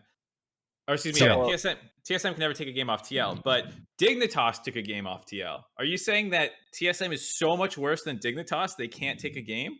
Yeah, I think River's better than Spica. Holy fuck, dude. What? It's a good show. I'm just saying, first name scrims, I thought he was really bad, so I was really surprised why Dig beat them. Look, all right. Travis, I'll do this for you. I hate energy drinks. If TSM takes a game off of Team Liquid, I will buy an entire case of Mountain Dew Game Fuel. Fantastic. Thank you. Give me subs. Maybe he should send some game fuel to Spica as a payment. Yeah. I'll coordinate with Travis over that. Sure. Yeah, Hextech chest. We can find out how much those cost. You can try to retail value it or something. Okay. Well, here actually there was one thing on there. I just realized that you mentioned you thought that Locken had shown that BJERG was playing really well, but I thought that the general consensus was that BJERG had not been playing very well until maybe yesterday's match. So I want to kind of vet that against Mark. Like Mark, what did part of it? I mean, I did an interview with Bjergsen. He even thought he wasn't playing well in the beginning because he had COVID. But I mean, Mark, what have you thought of Bjergsen's performance? We can use this as kind of like a check-in point on. I felt like he was playing like a more supportive style. Before that series, he only had one LeBlanc game, and then the rest was Victor, Corki, Ori, and Zillion. And so I didn't feel like he was like he was, I think, trying to fit in with the team. I don't exactly know, but it didn't look that impressive. But at the same time, the mid pool actually looked kind of open. Like Abba was having bad games. Half the mid laners aren't even in the league yet. Like Fudge Blue just looked good, out. I thought. People were popping up Blue and Jojo. Blue looked really good, and Jojo looked really good. But remember, we were talking last week, and we were like, who the fuck, if you were going to give me top 3 mids right now, who is it? Yeah. It's Jojo, BJERG, and then probably Blue is what we were saying, And it's like, on the one hand, I don't think BJERG's playing at his highest potential, but I think relative to what we saw in Lock-in, he was still playing well. All right, fair enough. Thank you so much, Treethan, for the call. Anything you want to shout out before we go on to our next caller? Yeah, like a more general note, as a jungler main, I legitimately think the LCS is probably one of the best regions for jungler right now, and Spica, you're definitely still part of that. I know this call was probably hectic, but I legitimately think the LCS is probably one of the best regions for jungling, and it's really fun to watch every single person play jungle so far. So definitely will be an exciting weekend to see everyone actually start playing. You were just hyping up Santorin over Spica a second ago. I was, but I still legitimately think that, Spica isn't bad. He's literally the LCS, right? So I still think that, Spica's better than most LEC junglers right now. So I just think the level of play for junglers is really high in the LCS, and that's a legitimate thing, I think. Gotcha. So, cool. Have a good one, guys. Thank you, Treethan. All right. I don't like that guy. Fuck that guy. I didn't want to say when he was here, but I like the rat call. I'm glad Rat's coming back. I call things little rats all the time. That and Swamp Donkey is apparently coming back too. Yeah, Swamp and Donkey. I've never heard of that one. Dog water. So much. So many animal themes things. Vincent Gucci, thank you for the Prime. Appreciate it. Very nice of you. I think I got Matt7389, but just in case, thank you for that. Also, I noticed that one of Red Rain's randomly gifted subs was to TSM Dominic, which I thought was very funny. So congratulations, Dominic, if you're still here on that. I'd heard Dominic was traveling tonight, but then he's still in the chat and is also, I think, helping to coordinate getting you on the show, Spica. So that was cool. Awungsauce is here. Awungsauce, where are you calling from? I'm calling from Orange County, California. Orange County, beautiful Orange County. You spend much time in Newport? I'm in North County, so not really. Nice. I went to school in Long Beach, which is technically not Orange County, but is nearby, North Orange County. Anyway, what do you want to talk about on the show? Okay, so my take is that Jojopyun actually backed up his trash talk. Specifically, he beat Bjergsen in lane all 3 games, but TL just had a better team or draft, which is why they won. And if you swap the 2 teams, people would be saying that Bjergsen only had 4 wards. So one of the things I'll say is when I pulled this call, I was under the impression that Spica watched the finals, but as we found out in the previous call, he let me do my homework real quick. One sec. he's gonna watch watch the all VODs. of the games right now. He's just gonna put the laning phase on at 4x. Actually, I watched the part where Jojo was level 7 to BJERG 5. That's the only part of the game that I remembered, I believe. You remember that was the Zillion game? Yes, he was playing Zillion against Hyuse, I think. Yeah, but I mean, Inspire actually helped him a lot, so I want to say it's like a, one-man thing. Yeah, so the other 2 matchups they played were TF's Silas, which Silas, yeah. A lot of people, it's weird because people counterpick Silas into TF, but then it's not like you shit on that lane, and like TF can kind of be totally fine and harass early and stuff like that. So people like see early trades and they're like, wow, it's a counter pick and they're losing it. And it's like, well, that's not why you fucking pick it. So to that point, I kind of see, it's like I don't really agree that Jojo was smurfing on BJERG, but then he also ended up like 40 CS up one game, but it wasn't like he shit on him. It was like BJERG went top with a wave mid, and then he pushed. Then Jojo pushed the wave and then went, and so he just kept doing that. Where BJERG was kind of playing selflessly. So I don't know, but apparently you didn't watch the game, so I can't bounce my ideas off you. I mean, I watched a little bit. I would say that BJERG, that he definitely plays a more supportive style. I think his main thing right now is to just help his teammates succeed. Like, I don't think he really plays aggressive. He never really plays to like shit on someone in lane. So that's probably why I think Jojo was breathing in lane. He looked like not bad, but I think there's a lot of nuances and small things that you don't see that helps people win games. I think that's why like BJERG is really good mid lane, because he just does things that other players don't, that wins the team the game. Like, he doesn't fucking, dive you on the tower, try to get a CS link and shit on you. He just does other things that make his teammates easier to play, I would say.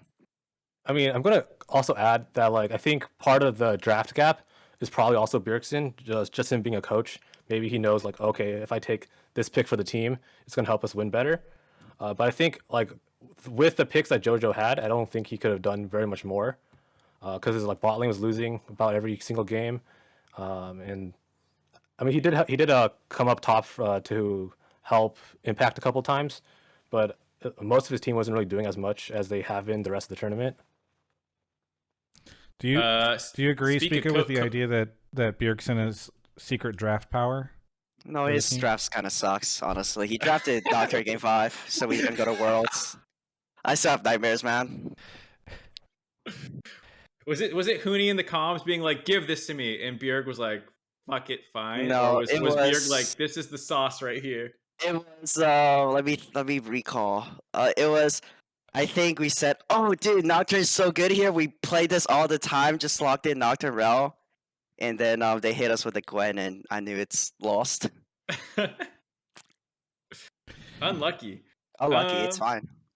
Did you see that the drafts in game 1 and game 2? They were almost salty run backs. It wasn't like too much different. But to A Wong's point, I did think the drafts for EG were kind of bad. They ended up getting counterpicked in all 3 lanes. And so like the TF, even though he can move a little bit against Silas, Silas can follow, and then you don't really have anywhere good to go, and you get outscaled too because it's like Varus in a losing matchup versus Yeah. Aphelios. So it's like, wait, you lose early and you lose late, and if both you can shoot your ults out for like roots, like I don't understand what Aphelios is supposed to do better this game and stuff. And it felt like they just kind of got draft gapped, honestly. Yeah, I think the Varus pick is a bit strange. No one's really playing it as well. Yes, another Varus hater. I fucking hate it. The more I see other people agree with me, It's I feel kind of better. worthless, yeah. Yeah, I can see a world like if you have like double range matchup and you're like shitting on the lane, but when it's like Varus TK into Aphelios Lulu and you just get shoved in the entire game, I'm like, what was the point of any of this? I think They it might have was. scrimmed against us and shit on us for Varus, so we might have mind controlled them a little bit. So it might have been our bad. Yeah, Well, and there we go. TL won only because Mm. TSM fed fake info Yeah. to EG. So really, it was like a win for TSM. Spica didn't even have to play in lock-in finals, and So TL should give me the trophy as well, so I'm actually responsible. yes, for the win. exactly. Mark, and I guess Spica if you feel up for it, but I know you didn't watch. During the first or second game on the Coast Double F and Medio Sneaky Coast stream, Double F started a discussion with them about how he thought that he's like, listen, man, I love my boy Soren. He's the best, but I actually think JoJo is better right now. He's like I think, and then Midos was like, yeah, whenever you don't play for a year, like that takes it. So maybe he'll come back or whatever. But there was kind of a general consensus that JoJo is better currently than BJERG is. So, and that's kind of getting back to awungsauce's point. So I guess the question is, Mark, I know Spica might say like, oh yeah, Bjergsen maybe sometimes does these other things that people don't see, but do you think that all those folks are wrong? Do you think BJERG is currently better than JoJo, or do you think JoJo, as it stands today, is better? I think BJERG's better. I think BJERG's better, yeah. I can see the laning point a little bit more, but outside of laning phase, and this is actually a topic in the blame game this week, was I think JoJo like doesn't read how a fight is going to progress well sometimes, and can get outplayed in team fights. He actually had a lot of bad team fights.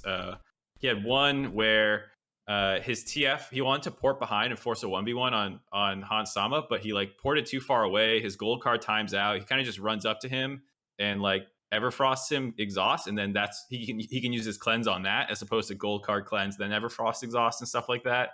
And so he just like gets shit on. He just dies. He had those Zin ults where like he made a really sick. He steals Zin ult, he chains someone, then flashes behind other people, and then uses the Zin ult to like knock them all back. He did that once, and then he just did it the next 2 fights because he's like, fuck it, this is awesome. This is fucking cool. Yeah, exactly. He's like, I'm gonna be on so many fucking highlight reels, and then he threw the game twice. And then there was one other fight. It was the same Silas game where like he like went for a TP flank around and like just took the longest path possible, and then his team just turned on the front half of the fight and like killed people. So like I don't think he's terrible, but I think there's a couple things in like the mid to late game team situations where like I don't see BJERG making many just like big team fight errors. Which is more valuable than being like maybe a little bit better in lane right now. Is this going into this week's blame game? Everything I just said is in the blame game. Yes. Nice. So okay. Nothing like double dipping in my content. No, but I'm sure you'll break it down a lot more on that. Yeah, there'll be replays. Yeah. Steve in the chat says he agrees with everything Mark just said. So unsurprisingly, the TL owner is on your side in agreement about BJERG. All right, awungsauce, thank you so much for the call. Anything you want to shout out before we take a quick break? Yeah, so everyone's been shouting out all the Corpa, but I want to shout out this small indie channel. It's called Travis Gafford Books. So you should go over there and check him out. So this year, I don't know, I've been doing a lot of reading. So pretty much Brandon Sanderson got me through COVID. So yeah, I just want to shout out Travis Gafford Books. Thank you. Should go sub. Did you see there's a new video, and I mean new, it's I think within the past 4 months, of what you should read after you're done with Brandon Sanderson stuff? Yeah, see that right here. Yes. Yeah, I'll go Cool. watch that, and everyone else should watch that too, because Yes. it's only 700 views. So Exactly. please watch it. Dead channel. It's Yeah. not dead. It's just like no. It was Who never says that a alive. channel has to get constant updates? What is all the dead time, may man? never die. Maybe if everyone comes over and subs, he'll revive the channel. Dude, somebody's asking for a link. I think is youtube.com/TravisGafferBooks work yet? I forget if I got enough so that I could get a vanity Probably not. URL. It does work. youtube.com/TravisGafferBooks. You know, this has more subscribers still than the Genshin channel, Mark. Don't talk to me about that. Spica, can you read? Do you read? I was trying to pick it up in the off season, but my attention span is honestly kind of bad, so it's a little difficult. We're trying to get him into Genshin and books. We're just gonna get Spica into all of our hobbies. You guys just don't want me to win, or what? We want. You're doing such a great job on the show that we want to pull you into our other content. We want you to do the book or the review of Stormlight 5 next year with Mark and I for the Stormlight 5. All right, I'll check it out. Yeah, well, you need to start with Stormlight 1, and even before then, I would suggest you start They're with each Mist. about 400,000 words. Yeah. Oh, okay. Yeah, I'll let you know. I'll give you a call when I'm done with it. Okay. We'll do a Genshin account review with you too. So, anyway, awungsauce, thank you for the shout out. I appreciate it, and so does my book channel. I'll catch you later. Thank you. All right, we're gonna take a quick break before our final call to talk about Game Fuel. Shout out to Game Fuel. They make an amazing beverage. They have a wonderful variety pack, which I would recommend if you haven't tried it yet. We actually had a caller earlier who will almost certainly be ordering a variety pack of Game Fuel, because I have to imagine that at some point in time, TSM may take a game off of Team Liquid, and that apparently will trigger the purchase of Game Fuel. Gamefuel.com/Travis. There's a link in the description below if you're watching on YouTube. But you can also use code Travis at checkout to save 5% on your order of Game Fuel. And we really appreciate everything that Game Fuel does for us. So thank you to Game Fuel for sponsoring the show. And hopefully you can get your delicious Game Fuel beverage soon. Mark, you want to grab the last caller? Off Mark goes. Lion Nation says, hot take, if you only read Mistborn, you'd think Sanderson was a terrible writer, but his other books are good. I think Mistborn is good. I think Mistborn is really good. Travis, we're not debating books right now. Lutarius, thank you for the prime. TomShoe is here. TomShoe, we've had like all of our. This has been like a Hotline League celebrity caller edition or whatever. It's just all the regulars are here. TomShoe, you want to remind everyone where you're calling from? Don't they call them chronics on radio shows? But whatever. From Washington, D.C. Yeah. By the way, everybody in the chat that are angry about this, first off, chill. Secondly, blame Mark. All right, I don't pull the color. Just let him do his take. TomShoe. He's a Yasui fan. There's a Yes. reason Yasui why. fan. He is the reason Yasui why fan. I get to keep coming on. He is the I'm just Yasui saying. fan. What do you want to talk about, Tom? Yeah, I just wanted to talk about Fudge and currently the mid lane position for C9. Because I don't know if people have known about this, but currently Cloud9's Academy mid laner has been doing quite a bang up job in Academy lately. Right now, he's been taking a veritable sub roster and has been second in the league in kill participation, looking very good as of late. I think he's number 2 in solo queue, previously number 1, before I think Closer took over the spot. And I think he should start making the case that he deserves some LS time over Fudge, who has been looking a little bit up and down as of late from what we saw in Lock-In. And this isn't an indictment on Fudge's skill because, we've seen him in Lock-In before. He looked terrible last time and he looked kind of rough this time, but he always knows how to improve. But the real issue is, I don't think, even if there is a skill difference between any of the current, or we're going to say, Academy players, like there's not going to be any substitutions because of internal politics within the C9 team. Like this whole 10-man roster idea that we're getting from LS, I'm not buying it. I don't think there's going to be any meaningful substitutions over the entire split or the entire year because people start talking, players like each other over one another, and I've had enough experience. either playing sports myself or in professional sports to know that when you start swapping rosters and benching players, obviously like feelings are going to start getting hurt. People aren't going to stop talking to each other. It's very difficult to make a system like this succeed. And I think Okay, C9 is well, eventually so gonna I come mean, to I the thought you were going to go in the realization- direction of LS is friends with Fudge, so he's probably not going to bench his friend. Well, I mean, it's that too, and but you know, I mean, it's no, the same, not. it's, I don't know if we need to go into the like your personal sports experience, but I hear you on just like it's interesting to hear attend. You said no, like it's interesting because you're saying there's not going to be any significant changes with the lineup across the 10 players, but I assumed that you were just going to focus in kind of on like Fudge, for instance, or like the specific LS. Well, let's do just that because it's 10 Fudge has no shot. Isles has no shot. Okay, Isles and Fudge have no shot. So Cubby tweeted the same thing out, the Academy caster, about Yeah. like Copy being in his mind the better mid laner and all this stuff. So I was gonna ask Blatantly Spica. still in his take. Yeah. Spica, have you watched enough of Fudge's game to have an opinion on what you've seen of him as a mid laner so far? Is it a struggle? Is he on track, you think? From what I've seen, I think he just needs to get more experience. I don't think he's bad. I think he's just inexperienced. Like obviously he just swapped from top to mid, so he's gonna have bad games. But I think I honestly think he could be a good main laner because he's the type of player that's always like learning. He always knows what kind of mistakes he makes.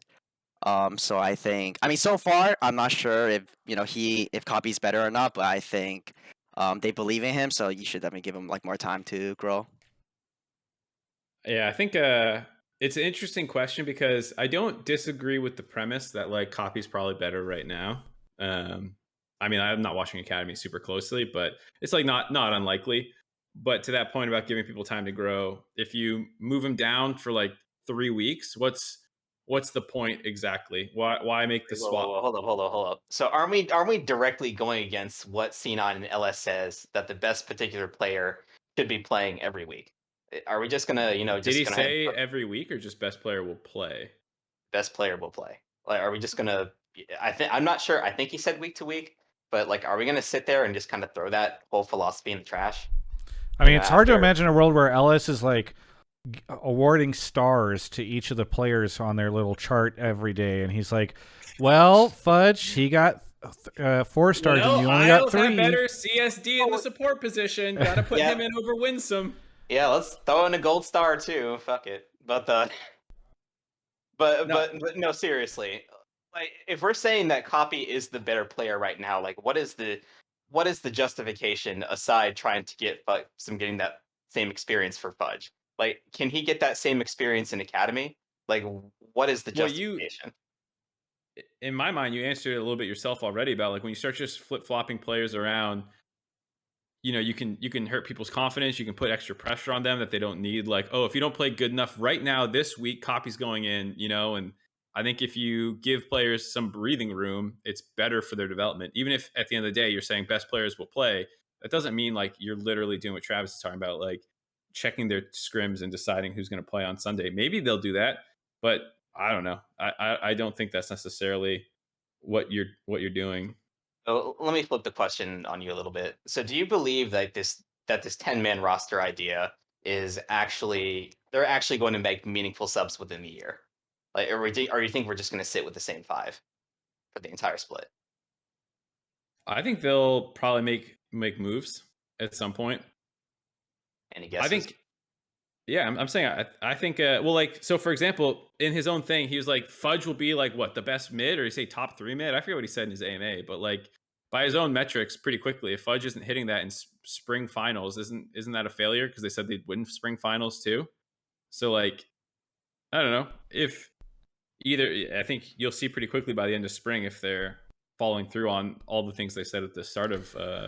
Yeah, I mean, he it was not just that, but he also set like spring final, like success in spring finals as the metric, right? Like I forget exactly if he said it's a failure if we're not winning spring, or maybe he said if we're not in finals or something. But he did make a pretty strong statement about what he expected the team to accomplish in spring, and so it does feel like if they don't do that, which in my mind feels incredibly likely, like it feels more likely than not because necessarily I think that the C9 roster is going to be bad, but it's like they've got 6 weeks in playoffs to figure this stuff out, and competition looks like it's going to be pretty fierce.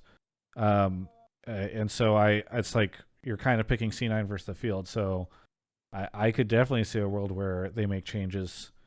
But I don't want to discount this, because I think, Tom, like, you get a lot of shit for calling in with weird takes, but I think the question of will LS actually bench Fudge, his buddy, who he has like a very strong connection with, for an academy player. I assume I've never really heard too much about LS and Coffee being friends. It's like that is maybe tough. Like maybe Mark is going to have to do a blame game, not about nepotism, but about favoritism or something like that. I don't know. To be clear, I'm not accusing LS of favoritism, but I will say, like, it is an interesting dynamic, because there's the players that LS picked for his lineup, and then there's the players that he didn't, and it's kind of like how does that stuff get played out, and how does it get managed over the course of the year? So I think it is a good question, but I do think that there will be. I wouldn't be surprised if there was some sort of change. I don't think that necessarily means that we're going to see all these players constantly swapping in and out, and like it will be a 10-man roster the way what T1 tried to do last year or whatever. But I think it'll be, they seem to have a good lineup of players, so we'll have to see what happens. Spica, I know you've been kind of quiet on this, but I don't know if you've had any opinions. Yeah, I mean, I think it's kind of weird for me to comment on it, but usually I feel like 10-man rosters don't really work. Like Mark said, I think for it to work, like you need all 10 players to have like pretty much no ego, and you just have to cooperate really, really well, which doesn't really happen, I feel, in esports. If you get swapped out, you have confidence issues, you start like doubting yourself, team synergy gets kind of fumbled up. So I don't really believe in like the 10-man system. I think having one subs like 100 Thieves does, I think is probably like the best if you want to have subs, but personally, I don't really believe in just swapping out players. What do you think would be, based off kind of, I don't know if you've been following what Cloud9 has been saying, but like, what do you think would be a metric that you'd be like, okay, they need to swap it up? Because they said they'd win spring finals, and if they fall short, but like, do you think that's a realistic goal for spring? And like, should they be that harsh on themselves? Personally, I don't think it's really realistic. I think it just depends on, I guess. Honestly, I feel like it's mostly how the players are feeling. If they feel like they could keep improving as a team, if Fudge is progressing pretty well, even though you don't win spring finals, but he's like doing really well. He's learning a lot. I think you should just keep the roster if you still believe in them. But I think spring finals is definitely a far-fetched dream, I would say. Does anyone know how good Winsome is? Like, I can't find anything about this player. It bothers the shit out of me.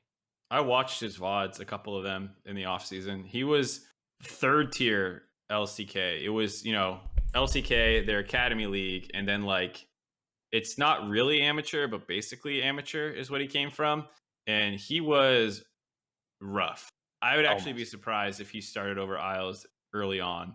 Oh my fucking god. Wait, and didn't they say like Isles is starting for the Academy? I have a feeling, okay. So this is a little bit where the internal politics comes in. Didn't they already announce Winsome for the starting roster, or at least they put in what's it called? Empire Isles says he's for sure starting over Isles. Well, we'll see. Maybe he's developed or he's works with Berserker better because they both speak Korean. Like there's other factors in there beyond like what I saw in 4 fucking VODs from Boom. I just want to say internal politics. There you go. It would be sick if LS was in the chat right now to talk about this stuff rather than just showing up, shitting on one of the best restaurants to ever exist, and then leaving. I feel like he did the more important thing. If he's going to do one thing tonight, he did the right thing. Thank you so much, TomShoe, for the call. Anything you want to shout out? Also, like, why the fuck do you guys like eat at like burger places? Have some class. Go to some actual restaurants. Jeez. Who says you don't go to? You could go to a variety of things. Not everybody's going to go to a goddamn 5-star restaurant. Tom fucking Shoe eating caviar every night. My bad. Yeah, I was gonna say. Go to the take is, Factory. how dare you have a hamburger? Factory. Thank you, Tom, for now that call. Now that is based. Trust me. No, a Cheesecake Factory sucks. Oh, come on. You haven't had their cheesecake. Don't be a hater. I've been to Cheesecake Factory. What? Bro, their menu is like a goddamn Bible. It's actually a whole book. Yeah. Exactly. What? See, you have to try something different. If you have like the chicken Madeira, then we can't be friends. But come on. I'm not sure Spica was looking to be your friend regardless. Thank you so much, Tom, for the call. Anything you want to shout out before we say goodbye? Can we see you back in LCS? But other than that, yep, y'all have a great one. All right. Yeah, catch you later. All right. That is the show. Mark, what do you want to shout out? Shout out Spica for coming on. This has been one of the most fun episodes we had in a while. I appreciate it. Shout out Blame Game coming out on Wednesday if I actually fucking finish my cut tonight. It was supposed to last week. It was our editor. This week it's going to be you. We do Wednesday releases, Mark. Wednesday release. It's happening. I saw you playing. You were streaming Genshin today. Okay, that's our secondary thing. Other than that, shout out my Twitch channel where I play Genshin Impact, twitch.tv/TheMarkZ. I'm going to be a full-time Genshin streamer any day now. I just need about a couple more thousand people to watch, and that's it. All right. That's my shout out. We do Resin Refresh tomorrow. Resin Refresh is going to have Mr. Slice as well as Sikyo on tomorrow. So for those who are Genshin, the small percentage of our league audience that follows Genshin should tune into that. We do that on Tuesdays around noon. Spica, what do you want to shout out? Just we play this Friday or Saturday, I believe. So hope you guys are there to watch our games, and that's it. Very good. Well, who's got a better stream, you or Kaido? Because he's getting a lot of love right now.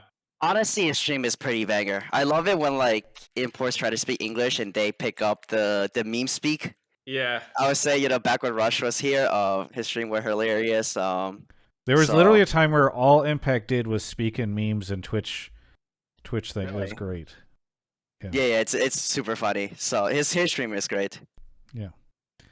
Very good. Well, again, thank you so much, Spica, for coming on the show. It's truly been a pleasure. I'm glad we were able to do it. I know it was a little late, but I appreciate you doing this after a big day of scrims, and I think it's kind of helped get people excited for LCS this week. So I think it's pretty cool to do that. Thank you for having me. Yeah, of course. For everyone else, thank you so much for watching. Shout out to our sponsors. We record these on Mondays, usually at 7. We did 8 this week, but it'll be back to 7 next week. Pacific time, of course, on my Twitch channel, which is twitch.tv/TravisGafford. Subscribe to the YouTube channel if you haven't. We're also on Spotify and other podcast platforms. Please rate us on Spotify if you can. And we will catch you next week.